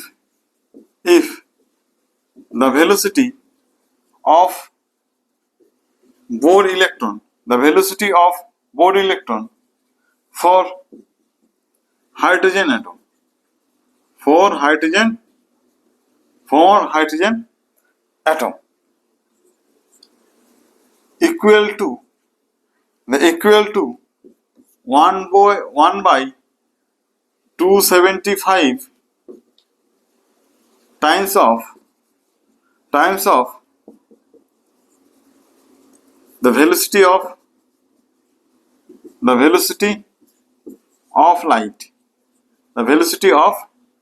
light, then the electron revolve in which orbit, হয়েছে? এটা কোশ্চেন কি বললো, বলেছে দেখো the velocity of Bohr electron for hydrogen atom, hydrogen অ্যাটমের ক্ষেত্রে যে বোর ইলেকট্রনের ভেলোসিটি এটা ইকুয়াল টু সমান কার সমান 1/275 Times of velocity of light, লাইটের ভেলোসিটির 1/275 গুণের সাথে সমান, 1/275 গুণের সাথে সমান। তারপর হচ্ছে electron revolve in which orbit, তাহলে ইলেকট্রন কত নম্বর অরবিটে ঘুরছে, তাহলে ইলেকট্রন ঘুরছে, হয়েছে? এটা বের করতে পারছে। তাহলে আমরা কি জানি বলো, আমরা যে কোনো অরবিটের ভেলোসিটি জানি, যে কোনো অরবিটের ক্ষেত্রে ভেলোসিটি জানি, কি জানি বলো? আমরা জানি হাইড্রোজেনের ফার্স্ট অরবিটের ভেলোসিটি ইনটু z/n, আচ্ছা z/n এটা জানি, কিন্তু এই ক্ষেত্রে এই যে এই অরবিটের ভেলোসিটি কত বলেছে, যে কোনো ওইখানে বলেছে যে হাইড্রোজেন অ্যাটমের ক্ষেত্রে এর ভেলোসিটিটা বলে দিয়েছে 1/275 ইনটু ভেলোসিটি অফ লাইট, অর্থাৎ লাইটের ভেলোসিটি, তাই না, ভেলোসিটি অফ লাইটের ভেলোসিটি, তাহলে 1/275 ইনটু লাইটের ভেলোসিটির মানটা কত, 3 × 10⁸ metre per second, 3 × 10⁸ metre per second. তাহলে এটা কাজ করো, এটা 300/275 ইনটু 10⁶ মিটার পার সেকেন্ড হিসেবে লেখালাম, তাই না? এবার কাটাকাটি করো এটাকে, কাটাকাটি কত 25 দিয়ে করো, 25 দিয়ে 3 4 12, 25 আর এটা কত 3 11, এটা কাটাকাটি করো, 11 কে 11 দশমিক শূন্য নাও, ভাগ যায় না, আর একটা শূন্য নাও, 9 into 10⁻⁹ metre per second, 10⁶ metre per second, তাহলে 1.09 ইন্টু 10⁶ মিটার পার সেকেন্ড, হয়েছে? Metre per second. এবার আমরা কি জানি, আমরা জানি এইটা হাইড্রোজেনের ভেলোসিটি কত জানি, 2.18 ইন্টু 10⁶ ইন্টু z/n, আচ্ছা হাইড্রোজেন অ্যাটম ক্ষেত্রে করে নাও, hydrogen atom 1/n metre per second, তাহলে এই ভ্যালুটাই আমি এখানে বসিয়ে দেবো, তাই না, এই ভ্যালুটাই এটা হবে। তাহলে এখন 2.18 ইন্টু 10⁶ ইন্টু 1/n এটা হবে 1.09 ইন্টু 10⁶ মিটার পার সেকেন্ড, তাই না, মিটার পার সেকেন্ড লেখা দরকার। তাহলে 10⁶ পাওয়ার কেটেছে, 10⁶ পাওয়ার কেটেছে, হ্যাঁ। তাহলে দেখো এনটা ওই পাশে নিয়ে যাও, তাহলে এন সমান আসছে 2.18 ইন্টু 1.09, এটা যদি কাটাকাটি করো তাহলে 2 আসছে, তাই না, তাহলে 2 আসছে। যে এন এর ভ্যালুটা কত এলো, এন এর ভ্যালুটা হলো 2, তাহলে কত নম্বর অরবিটে ইলেকট্রনটা ঘুরছে, তাহলে কত নম্বর অরবিটের মধ্যে ইলেকট্রনটা ঘুরছে, তাহলে ইলেকট্রন 2 নম্বর অরবিটের মধ্যে ইলেকট্রন ঘুরছে। কত নম্বর অরবিটে ইলেকট্রন ঘুরছে, রিভলভ হয়েছে, ইলেকট্রন হলো 2 নম্বর অরবিটের মধ্যে ইলেকট্রন রিভলভ হচ্ছে, ইলেকট্রন 2 নম্বর অরবিটের মধ্যে ঘুরছে। এবার চলো, তাহলে অবশ্যই এই ক্ষেত্রে আমরা দেখলাম যে ভেলোসিটি সম্বন্ধে দেখলাম, তাই না, ভেলোসিটি কিভাবে বের করতে হয়, হ্যাঁ, ভেলোসিটির কিছু অঙ্ক আমরা দেখলাম। চলো এবার আমরা হচ্ছে রেডিয়াস সম্বন্ধে দেখে নিই, হ্যাঁ, রেডিয়াস সম্বন্ধে দেখে নিই যে ইলেকট্রন গুলো কত দূরে নিউক্লিয়াস থেকে কত দূরে রিভলভ করবে, বুঝছো, কত দূরে রিভলভ করবে, এটা আমরা দেখে নিই। তাহলে আমরা ভেলোসিটির সমান যে মানটা পেলাম, ভেলোসিটির সমান যে ভ্যালুটা পেলাম, সেই ভ্যালুটা পেয়েছি কিন্তু 2πk² ইন্টু z/n, আচ্ছা z/n, আচ্ছা এটা পেয়েছি z/n, ভি সমান পেয়েছি, তাই না। আবার আমরা এটাও জানি, হ্যাঁ, আমরা দেখলাম বলছে এম ভি আর এখানে হচ্ছে N into H by 2 pi, N into H by 2 pi, হ্যাঁ। তাহলে এক্ষেত্রে আর সমান N H by 2 pi into into into M V, তাই না, ইন্টু এম ভি এটা ছিল। তাহলে হলো এই ইকুয়েশনে, এই যে ইকুয়েশনটা ছিল, এই ইকুয়েশনে ভি এর ভ্যালুটা বসিয়ে দাও। এই যে ভি সমান এটা, এই যে ভি এর জায়গায় এই ইকুয়েশনে ভি এর জায়গায় বসিয়ে দাও, হয়েছে। ভি এর জায়গায় এই ভ্যালুটা ভি এর জায়গায় বসিয়ে দাও, ভ্যালু জায়গায়। তাহলে বসালে কেমন হয় বলো? বসাইলে হয় আর সমান N H 2 pi M into V সমান কি বলো? ভি সমান আসছে 2 pi K square by H into Z by N, আচ্ছা জেড বাই এন। তাহলে কি আসবে ধরো? তাহলে কি আসবে? হ্যাঁ, ধরো কনস্ট্যান্ট গুলো কাকে রাখো, কনস্ট্যান্ট গুলো কাকে রাখো?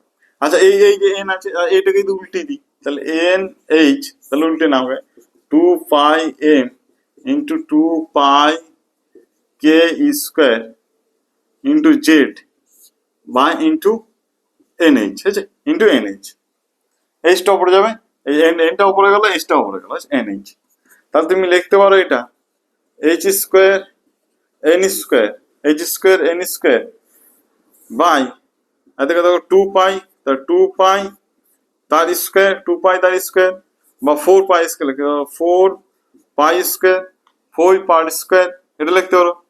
তাহলে লিখতে পারো এম ইন্টু এম, তারপরে K into square by Z into Z. এটাকে ভালো গুছিয়ে লেখো, কনস্ট্যান্ট গুলোকে বের করে নাও, তাহলে কত আসবে এখানে লেখো। দাঁড়া, এইচ স্কোয়ার বাই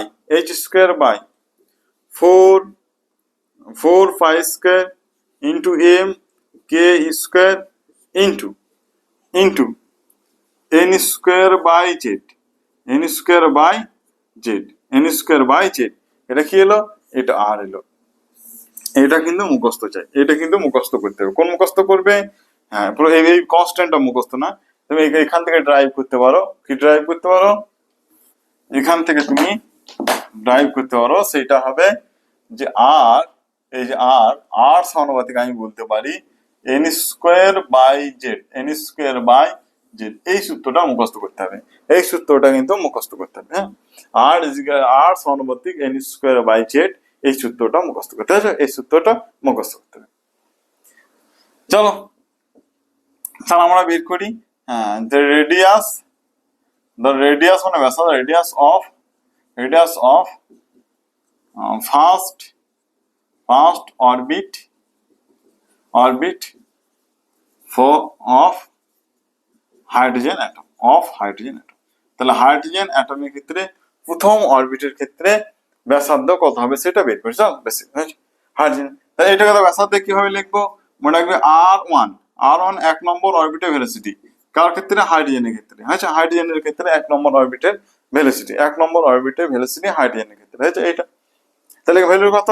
এটা আসবে Z square H square by 4 pi square M K square into N square by Z, এটা। এবার ধরো হাইড্রোজেন অ্যাটমের ক্ষেত্রে এই যে ভ্যালুগুলো, এই যে এন এর ভ্যালু, জেড এর ভ্যালু কত হবে? এন এর ভ্যালু কত হবে? কত নম্বর কক্ষ বলেছে? 1 নম্বর কক্ষ, তার স্কোয়ার, আর এটা জেড এর ভ্যালুটা কত? 1, জেড এর ভ্যালুটা 1। তাহলে তোমার আলটিমেট আসছে H square by 4 pi square M K square, আছে এম কে স্কোয়ার। হাইড্রোজেনের ফার্স্ট অরবিটের ক্ষেত্রে ব্যাসার্ধ এটা যায়। আর এই কনস্ট্যান্টের ভ্যালুগুলো, সব ভ্যালুগুলো, এই যে কনস্ট্যান্টের ভ্যালুগুলো বসাও, তাহলে দেখবে 0.529 অ্যাংস্ট্রম আসবে। হ্যাঁ, এর ফার্স্ট অরবিটের ভেলোসিটি, হাইড্রোজেনের প্রথম অরবিটের ভেলোসিটি আসবে 0.529 অ্যাংস্ট্রম, 0.529 অ্যাংস্ট্রম, বা একে অ্যাপ্রক্সিমেট 0.53 অ্যাংস্ট্রমকে বসাতে হচ্ছে, 0.5253 অ্যাংস্ট্রম বসাতে হয়েছে। এটা কিন্তু মুখস্থ করতে হবে। হাইড্রোজেনের ফার্স্ট অরবিটের ব্যাসার্ধ, হাইড্রোজেনের ফার্স্ট অরবিটের ব্যাসার্ধ হবে এটা, হচ্ছে হাইড্রোজেনের ফার্স্ট অরবিটের ব্যাসার্ধ হবে এটা। আবার ধরো এটা থেকে এখান থেকে ড্রাইভ করতে পারো, হ্যাঁ, আর এখান থেকে এটাও বলতে পারো, কি বলতে পারো, দেখ এই যে পার্টটা, এই পার্টটা কি, এই পার্টটা হলো এই পার্টটা, তাহলে তুমি বলতে পারো যে আর সমান, হ্যাঁ, আর সমান, আর সমান, এটা বলতে পারো আর সমান, আর সমান হাইড্রোজেন অরবিটের ক্ষেত্রে, ফার্স্ট অরবিটের ব্যাসার্ধ into N square by Z, N square by Z, এটা মুখস্থ করতে হবে, তাই না? এটা মুখস্থ করতে হবে।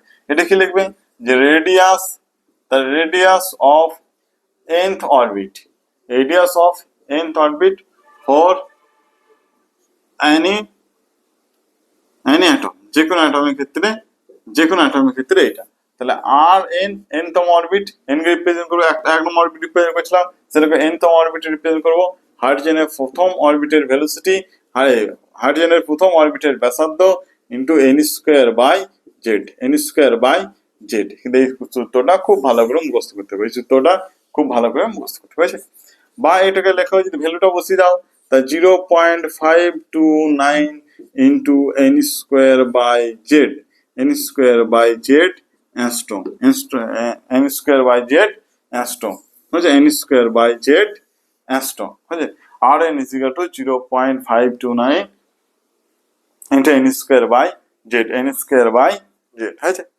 তাহলে আমরা এগুলো দেখলাম, হয়েছে, আমরা ডেরিভেশন গুলো অবশ্যই দেখলাম। চলো এবার আমরা দেখে নিই, ডেরিভেশন গুলো দেখলাম, তাহলে আমরা কিছু গ্রাফ দেখে নিই। আচ্ছা, গ্রাফ গুলো কি কি হতে পারে, তাই না?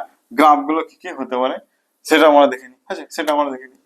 তাহলে আর সমান কত বলা, এন স্কোয়ার বাই জেড, এটা এন স্কোয়ার জেড। তাহলে তোমাকে বললো আর ভার্সেস এন স্কোয়ারের গ্রাফটা, আচ্ছা এন স্কোয়ার, তাহলে ভার্সেস, তাহলে এন হয়েছে, আর ভার্সেস এন এর গ্রাফটা দিল, আর ভার্সেস ফার্স্টে আর ভার্সেস এন এর গ্রাফটা দিল, হয়েছে, আর ভার্সেস এন, তাহলে আর ভার্সেস এন, এটা আর ভার্সেস এন, আর ভার্সেস এন। তাহলে এটা দেখো, এই যে ইকুয়েশনটা আছে, এই ইকুয়েশনটাকে ভালো করে লক্ষ্য করো, এই ইকুয়েশনটা কিভাবে করবে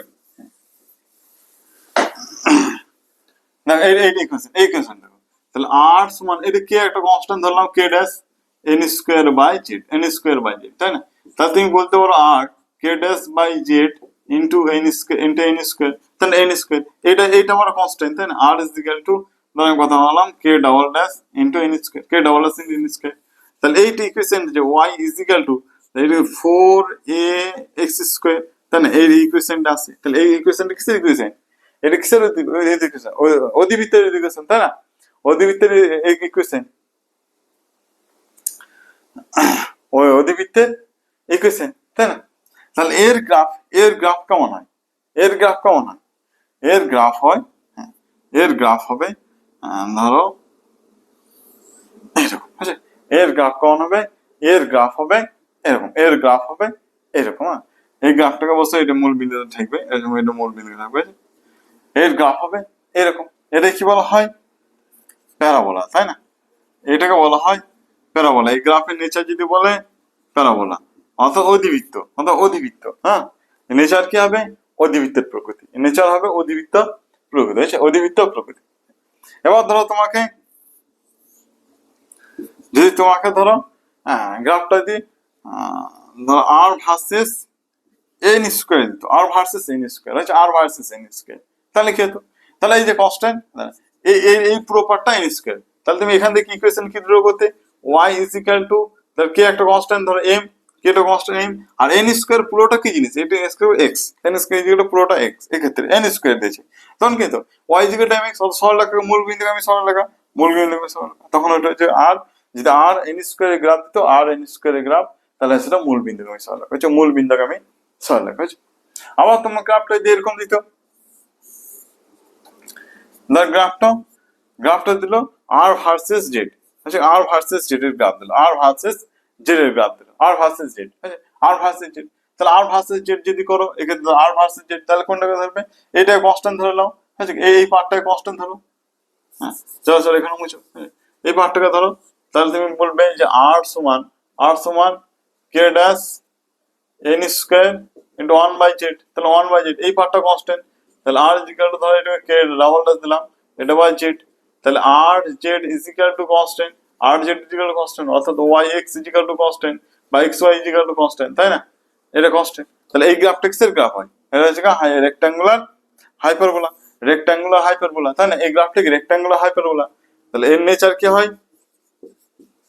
rectangular rectangular hyperbola, rectangular hyperbola, তাই না? রেক্টাঙ্গুলার হাইপারবোলা এটা হয় সমপরাবৃত্ত, এর নেচার হয় সমপরাবৃত্ত, এর নেচার হবে সরলরেখা, আর এর নেচার হবে প্যারাবোলা, ওর অধিবৃত্ত, ওর নেচার হবে অধিবৃত্ত। তাহলে চলো আমরা গ্রাফগুলো দেখলাম, তাই না? আমরা গ্রাফগুলো দেখলাম, এবার আমরা দেখে নিই কিছু অঙ্ক দেখে নিই। চলো চলো আমরা কিছু অঙ্ক দেখে নিই যে কিভাবে অঙ্কগুলো করবো, কিভাবে অঙ্কগুলো করবো। চলো আমরা কিছু অঙ্ক দেখে নিই, ঠিক আছে? কিছু অঙ্ক দেখে নিই। তা তোমাকে বললো, হ্যাঁ তোমাকে বললো, ধর কোশ্চেন দিল, না বললো, ধর কোশ্চেন দিয়ে তোমাকে বললো, কি বললো? বললো the radius the radius of the radius of first orbit the radius of first orbit of hydrogen atom, hydrogen অ্যাটমের ক্ষেত্রে প্রথম অরবিটের ব্যাসার্ধ, প্রথম অরবিটের ক্ষেত্রে ব্যাসার্ধ এটা সমান ধরো আর অ্যাংস্ট্রম, হয়েছে আর অ্যাংস্ট্রম, এটা বলে দিল হচ্ছে আর অ্যাংস্ট্রম। তাহলে দেন, তাহলে find find find the radius find the radius of find the radius of second orbit of lithium 2 plus ion, lithium 2 plus ion, lithium 2 plus ion এর ক্ষেত্রে সেকেন্ড অরবিটের ক্ষেত্রে ব্যাসার্ধ কত হবে? সেকেন্ড অরবিটের ক্ষেত্রে ব্যাসার্ধ কত হবে? আচ্ছা সেকেন্ড অরবিটের ক্ষেত্রে ব্যাসার্ধ কত হবে? বলো হাইড্রোজেনের ফার্স্ট অরবিটের ব্যাসার্ধ আর, তাহলে বলেছে যে লিথিয়ামের ক্ষেত্রে, লিথিয়াম আয়নের ক্ষেত্রে সেকেন্ড অরবিটের ব্যাসার্ধ কত হবে? সেকেন্ড অরবিটের ক্ষেত্রে ব্যাসার্ধ কত হবে তোমাকে এটা চেয়েছে, এটা। তাহলে আমরা কি জানি বলো? আমরা জানি আর এন, তাই না? আর এন এটা সমান কি জানি? এটা জানি যে হাইড্রোজেনের ফার্স্ট অরবিটের ব্যাসার্ধ into N square by Z, N square by Z, তাই না? এন স্কোয়ার বাই জেড, এটা এই সূত্র জানি। তাহলে কত নম্বর? এটা বলেছে 2 নম্বর, এটা কার ক্ষেত্রে 2 নম্বর অরবিটে ব্যাসার্ধ চেয়েছে? আচ্ছা কার ক্ষেত্রে? লিথিয়াম 2 প্লাস ক্ষেত্রে, লিথিয়াম 2 প্লাস ক্ষেত্রে। তাহলে এটা হবে, আচ্ছা হাইড্রোজেনের ফার্স্ট অরবিটে ব্যাসার্ধ কত বলে, ব্যাসার্ধ কত বলেছে? এটা বলে দিয়েছে আর অ্যাংস্ট্রম, তাই না? আর ইনটু, আচ্ছা লিথিয়ামের ক্ষেত্রে যে কত নম্বর অরবিট? 2 নম্বর, তাহলে এখানে এর ভ্যালুটা 2, 2 দুগুণে 2 স্কয়ার, তাই না? 2 স্কয়ার 2 স্কয়ার। আর যে লিথিয়ামের জেডের ভ্যালুটা কত? এক্ষেত্রে 3, তাই জেডের ক্ষেত্রে 3, তাই জেডের ক্ষেত্রে 3, তাহলে কত আসছে বলো? তাহলে ধরো 4/3 আর, এটা হচ্ছে অ্যাংস্ট্রম। লিথিয়ামের ক্ষেত্রে সেকেন্ড, তাহলে লিথিয়ামের ক্ষেত্রে সেকেন্ড অরবিটের ক্ষেত্রে ব্যাসার্ধ হবে, সেকেন্ড অরবিটের ক্ষেত্রে ব্যাসার্ধ হবে r/3, আর 4/3 আর অ্যাংস্ট্রম, হচ্ছে 4/3 আর অ্যাংস্ট্রম, 4/3 আর অ্যাংস্ট্রম, হয়ে যায় এটা হবে। চলো আরেকটা কোশ্চেন, আরেকটা কোশ্চেন লেখো, লেখো the radius the radius of the radius of radius of the second orbit, the second orbit of helium ion, the radius of second orbit of helium ion, of helium ion is 105.8 picometer, 8 picometer, হ্যাঁ 8 picometer। Question দিল যে what the radius of third Bohr orbit, the third Bohr orbit of lithium 2 plus ion, lithium 2 plus ion। কি বললো? বলেছে কোশ্চেনটা কি বলেছে? Question বলেছে যে হিলিয়াম আয়নের সেকেন্ড অরবিটের ব্যাসার্ধ 105.8 পিকোমিটার, 105.8 পিকোমিটার। তাহলে what is the radius of the third orbit of the lithium? Lithium আয়নের ক্ষেত্রে তৃতীয় নম্বর বোর অরবিটের ক্ষেত্রে তৃতীয় নম্বর বোর অরবিটের ব্যাসার্ধ কত হবে? তৃতীয় নম্বর বোর অরবিটের ব্যাসার্ধ কত হবে? তোমাকে এটা কোশ্চেন। তাহলে কিভাবে করবো বলো? তাহলে ফার্স্ট আমরা রেশিও পদ্ধতি এটাকে করবো, রেশিও পদ্ধতি, তাই যে রেশিও পদ্ধতি। তাহলে কত নম্বর লিথিয়াম? 3 নম্বর অরবিট, 3 নম্বর অরবিট, এটা lithium 2 plus, lithium 2 plus, lithium 2 plus, এটা লিখবো। আর এটা হচ্ছে হিলিয়ামের ক্ষেত্রে সেকেন্ড অরবিট, তাই না? হিলিয়ামের ক্ষেত্রে সেকেন্ড অরবিট বলেছে, এটা সমানই এটাই রেশিও লিখবো। কি লিখবো বলো? n স্কোয়ার বাই জেড, এটা হচ্ছে লিথিয়াম 2 প্লাস, এটা সমান লিখবো n স্কোয়ার বাই জেড, এটা হচ্ছে হিলিয়াম প্লাস ক্ষেত্রে, হিলিয়াম প্লাস ক্ষেত্রে, হিলিয়াম প্লাস ক্ষেত্রে, হিলিয়াম প্লাস ক্ষেত্রে। তাহলে ধরো এটা সমান লিখতে পারো যে n স্কোয়ার বাই জেড, এটা n স্কোয়ার বাই যে, তাহলে n স্কোয়ার হচ্ছে লিথিয়ামের ক্ষেত্রে n স্কোয়ার কত? 3 নম্বর, তাহলে 3 3 3 স্কোয়ার, 3 স্কোয়ার বাই জেড এর ভ্যালু কত? লিথিয়ামের ক্ষেত্রে 3, লিথিয়ামের ক্ষেত্রে 3, তাই না? এটা আবার ধরো এর ক্ষেত্রে n এর ভ্যালুটা 2, তাহলে 2 স্কোয়ার। আর হাইড্রোজেনের ক্ষেত্রে হিলিয়ামের ক্ষেত্রে জেড কত? জেড হলো 2, তাহলে আলটিমেট কত থাকছে? 3:2, 3:2, 3:2। আচ্ছা 3:2 মানে কত? 3:2 মানে কত? তাহলে হাইড্রোজেনের 3, লিথিয়ামের 3 নম্বর অরবিটের ব্যাসার্ধ বাই হিলিয়ামের 2 নম্বর অরবিটের ব্যাসার্ধ, এটা কত হলো? 3/2, এটা 3/2। তাহলে তুমি এখান থেকে বলতে পারো 3 নম্বর অরবিটে লিথিয়ামের ব্যাসার্ধ হবে 3/2 ইন্টু এই যে হিলিয়ামের ক্ষেত্রে ব্যাসার্ধ, তাই না? হিলিয়ামের ক্ষেত্রে ব্যাসার্ধ মানটা কত বলা আছে? হিলিয়াম 2 নম্বর অরবিটে বলা আছে 105.3 পিকোমিটার, 105.3 পিকোমিটার, তাই না? এটা কাটাকাটি করবে 103.8 পিকোমিটার বলা আছে, তাই না? তাহলে অবশ্যই কাটাকাটি করবে বা গুণ করে কাটাকাটি করে যেমন করবে। তাহলে কাটাকাটি করলে হয়েছে 5 থেকে 5, কাটাকাটি করলে 2 দুগুণে 4, 9 দুগুণে 18, 3 9 27, 3 9 27, 3 দুগুণে 6, 6 একে 8, 3 5 15, 3 5 15, এত পিকোমিটার, তাই না? এত পিকোমিটার। তাহলে লিথিয়ামের ক্ষেত্রে 3 নম্বর ব্যাসার্ধে, লিথিয়ামের ক্ষেত্রে 3 নম্বর ব্যাসার্ধের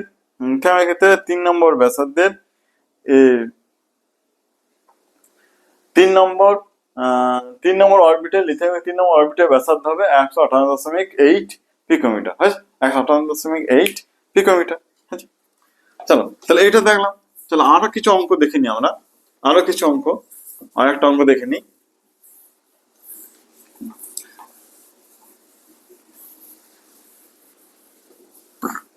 তোমাকে বললো, কি বললো? তোমাকে বললো an electron the revolves around the revolved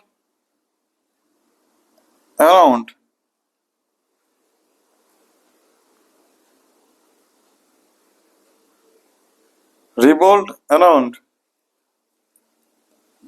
lithium 2 plus nucleus, lithium 2 plus nucleus at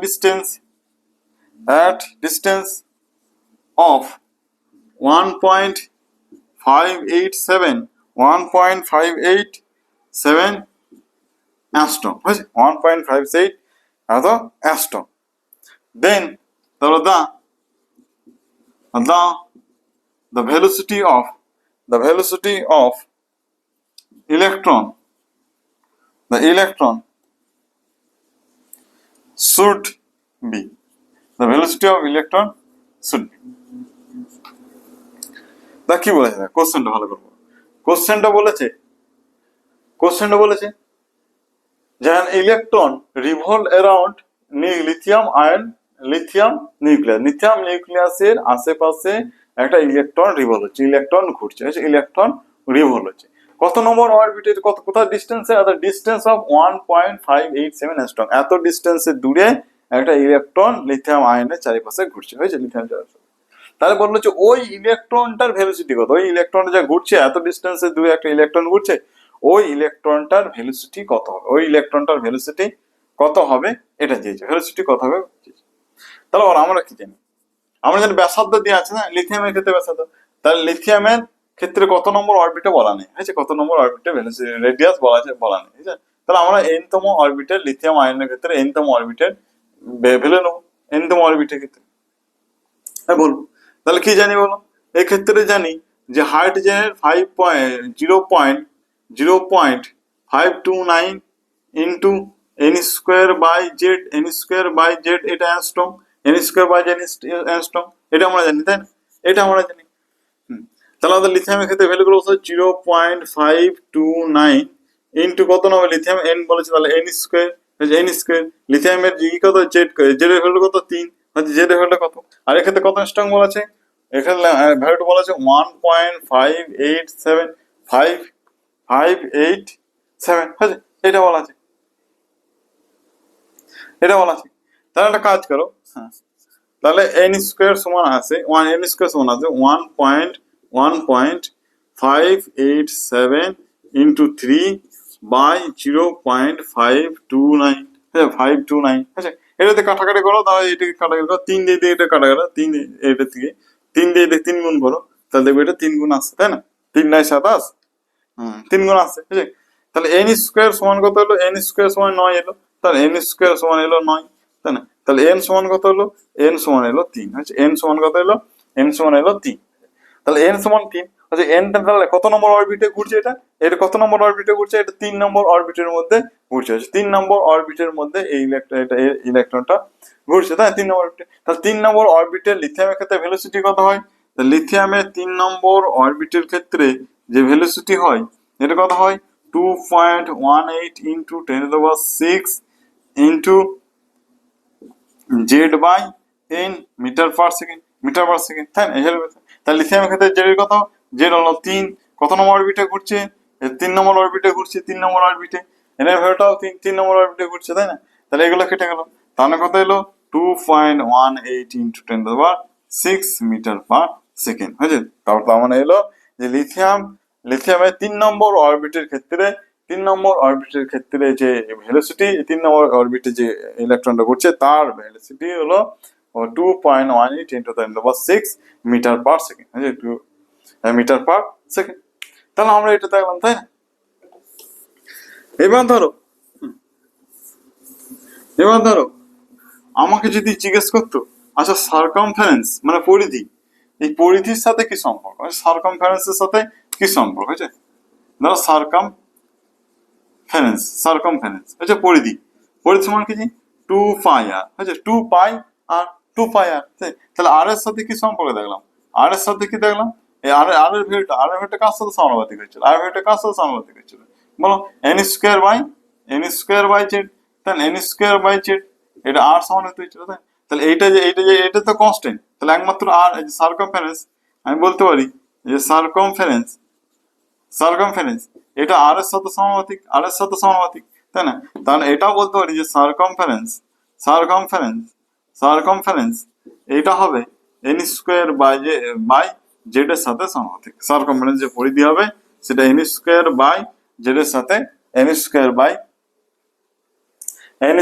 Z এর সাথেও সমানুপাতিক, n স্কোয়ার বাই জেড এর সাথেও এই হবে সমানুপাতিক তাই না, circumference.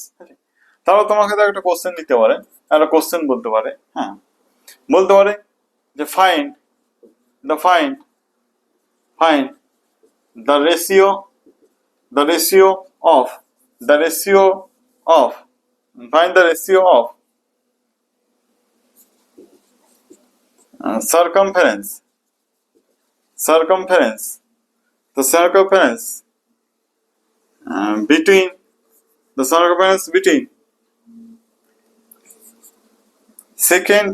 second orbit of helium ion and third orbit of lithium 2 plus ion, lithium 2 plus ion, lithium 2 plus ion. এবং এটা বলতে পারি যে ফাইন্ড দ্য সারকমফারেন্স, সারকমফারেন্সের রেশিওটা বের করো, সারকমফারেন্সের রেশিওটা বের করো, সারকমফারেন্সের রেশিওটা বের করো। কারণ বললো যে হিলিয়ামের সেকেন্ড অরবিটের ক্ষেত্রে হিলিয়ামের সেকেন্ড অরবিটের সারকমফারেন্সটা কত হবে, আর লিথিয়ামের থার্ড অরবিটের সারকমফারেন্সটা কত হবে, এদের রেশিও গুলো বের করো, সেই রেশিও গুলো বের করো। তাহলে তুমি লিখবে এটা সারকমফারেন্স, ধরো সারকমফারেন্স, তাহলে সারকমফারেন্স, সারকমফারেন্স ধরো ফার্স্ট হচ্ছে লিথিয়াম, লিথিয়াম এটা ইস টু, এটা ইস টু, ধরো সারকমফারেন্স, সারকমফারেন্স এটা হচ্ছে লিথিয়াম, হিলিয়াম ছিল, এটা লিথিয়াম, তাই না, লিথিয়াম, লিথিয়াম। তাহলে এটা কার কার সাথে থাকে, এই এন স্কোয়ার বাই জেড এর সাথে, এন স্কোয়ার বাই জেড, তাহলে হচ্ছে N square by Z, N square by Z, এটা হচ্ছে হিলিয়াম, হিলিয়াম প্লাস এটা ইস টু হবে, এটা ইস টু হবে কত, N square by Z, N square by Z, lithium 2 plus, lithium 2 plus. তাহলে ভ্যালুগুলো পুট করবে, তাই না, কত নম্বর, হিলিয়াম, হিলিয়ামের 2 নম্বর অরবিট, তার 2 নম্বর 2 স্কোয়ার বাই জেড এর ভ্যালুটা 2, হিলিয়ামের ক্ষেত্রে বাই 2, আচ্ছা এটা। আর লিথিয়ামের ক্ষেত্রে কত নম্বর অরবিট, 3 নম্বর, তাহলে 3 স্কোয়ার বাই 3, তাহলে আলটিমেট আসছে 2:3, আলটিমেট কত আসছে 2:3। তাহলে সারকমফারেন্সের রেডিয়াস যে সারকমফারেন্সের যে রেশিও বলে, সারকমফারেন্সের রেশিও বলে, তাহলে কত আসবে 2:3, সারকমফারেন্সের কত আসছে 2:3, কত আসবে 2:3, আচ্ছা। তাহলে এটা এভাবে এভাবে করতে পারো, তাই না। আবার ধরো আর একটা থিওরি আছে, তোমাকে বলে টাইম পিরিয়ড বলে দিতে পারে, হ্যাঁ, পর্যায়কাল, টাইম পিরিয়ড, যে টাইম পিরিয়ডের সাথে কিরকম সম্পর্ক আছে, টাইম পিরিয়ডের সাথে কিরকম সম্পর্ক, টাইম পিরিয়ড তোমাকে জিজ্ঞেস করতে হলো পর্যায়কাল, time period, time period, time period সমান কি জানি, টাইম পিরিয়ড, এই যে টাইম পিরিয়ডটি, টাইম পিরিয়ড, টাইম পিরিয়ডকে যদি টি দিয়ে ডিভাইড করি, তা টাইম পিরিয়ডকে 2 দিয়ে ডিভাইড করি, তাহলে আসবে 2 pi r, 2 pi r by V, 2 pi r by V, 2 pi r by V, তাই না। তাহলে ধরো 2 পাই আর বাই ভি, তাহলে আর সমান আমরা কি দেখলাম, আর সমান দেখলাম সমানুপাতিক N square by Z, N square, তাহলে এটা সমান ধরো কে ওয়ান, ধরো K one N square by Z, K N square by Z, এটা। আর ভি সমান কি দেখলে, ভি সমানুপাতিক দেখেছে কি, ভি সমানুপাতিক Z by N, Z by N, তাহলে ভি সমান তুমি লিখতে পারো ধরো এটা K two Z by N, আচ্ছা K two Z by N. তাহলে এখানে ভ্যালু গুলো পুট করো তুমি, তাহলে 2 পাই ইন্টু আর কত আসছে k one N square by Z, k one N square by z. আবার এটা লিখতে পারো, এখানে লিখতে পারো কত, ভি সমান বলছে k two Z by N, Z by N, তাই না। তাহলে অবশ্যই 2 pi k one into k two এটা থাকছে, আর এটাকে যদি গুণ করো তাহলে দেখো এনটা অপরে উঠছে, তাহলে এন কিউ, আর জেডটা ধরো যেটা নিচে আসছে, তাহলে জেডটা এন স্কোয়ার, তাহলে এন স্কোয়ার। তাহলে টাইম পিরিয়ড, এই যে টাইম পিরিয়ড এটা সমান কি হলো, আর এইটা সমান এটা, আর এটা তো কনস্ট্যান্ট, এটা তো কনস্ট্যান্ট, এই পার্টটা কনস্ট্যান্ট। তাহলে আমি বলতে পারি, এটা বলতে পারি যে টাইম পিরিয়ড হবে n Q by Z square, N Q by Z square, time period হবে n Q by Z square. এই যে টাইম পিরিয়ডটা, এই যে টাইম পিরিয়ড কার সাথে সমানুপাতিক, টাইম পিরিয়ড হলো N Q by Z square, N Q by Z স্কোয়ারের সাথে সমানুপাতিক, এন কিউ বাই জেড স্কোয়ারের সাথে সমানুপাতিক, আছে। যে টাইম পিরিয়ড কোশ্চেন আছে, টাইম পিরিয়ড যদি বলে তাহলে টাইম পিরিয়ড হবে এন কিউ বাই জেড স্কোয়ারের সাথে সমানুপাতিক, আছে। তাহলে আজকে আমরা Bohr model, postulate Bohr model কার ক্ষেত্রে ভ্যালিড আছে, হ্যাঁ কাদের ক্ষেত্রে ভ্যালিড হবে সেটা দেখেছি। বোর মডেল দেখলাম, বোর মডেল যে পস্টুলেট দিয়েছিল, যে অ্যাজাম্পশন দিয়েছিল 4টে, সেই অ্যাজাম্পশন সম্বন্ধে দেখলাম, হ্যাঁ সেগুলো দেখলাম। তারপরে দেখলাম আচ্ছা ভেলোসিটি কিভাবে ক্যালকুলেশন করতে হয়, কোনো একটা অরবিটের ক্ষেত্রে যে ইলেকট্রনটা ঘুরছে, ওই ইলেকট্রনের ভেলোসিটি কত হবে, ওই ইলেকট্রনটা কত নিউক্লিয়াস থেকে কত ডিস্টেন্সে দূরে, অর্থাৎ ব্যাসার্ধ, ব্যাসার্ধটা কত হবে, হ্যাঁ নিউক্লিয়াস থেকে কত ডিস্টেন্সে দূরে আছে, সেইগুলোকে ক্যালকুলেশন করে দেখলাম। তারপরে ওই যে ব্যাসার্ধ আছে, ওর যে সার্কামফারেন্স, তার যে পরিধি, ওই ইলেকট্রন যেখানে ঘুরছে ওই যে পরিধি, এই পরিধিটা কত হবে সেটাও দেখেছি, সেটা কি হবে সমানুপাতিক। আচ্ছা টাইম পিরিয়ড, ওই যে ইলেকট্রনটা যে ঘুরছে এক পাক ঘুরতে কত টাইম লাগবে, হ্যাঁ এক পাক ঘুরতে কত টাইম লাগবে সেটা আমরা দেখলাম, তাই না, সেটা অবশ্যই টাইম পিরিয়ডে দেখলাম, এভাবে। তাহলে আজকে আমরা এখানে রাখি, আর অবশ্যই এই ভিডিও থেকে যদি তোমার মনে হয় যে কিছু শিখতে পেরেছি, তাহলে অবশ্যই তোমার বন্ধুদের শেয়ার করবে। আর কিছু সাজেস্টিভ যদি কোনো ইনফরমেশন দিতে চাও তাহলে অবশ্যই কমেন্ট করবে। এখানে রাখলাম।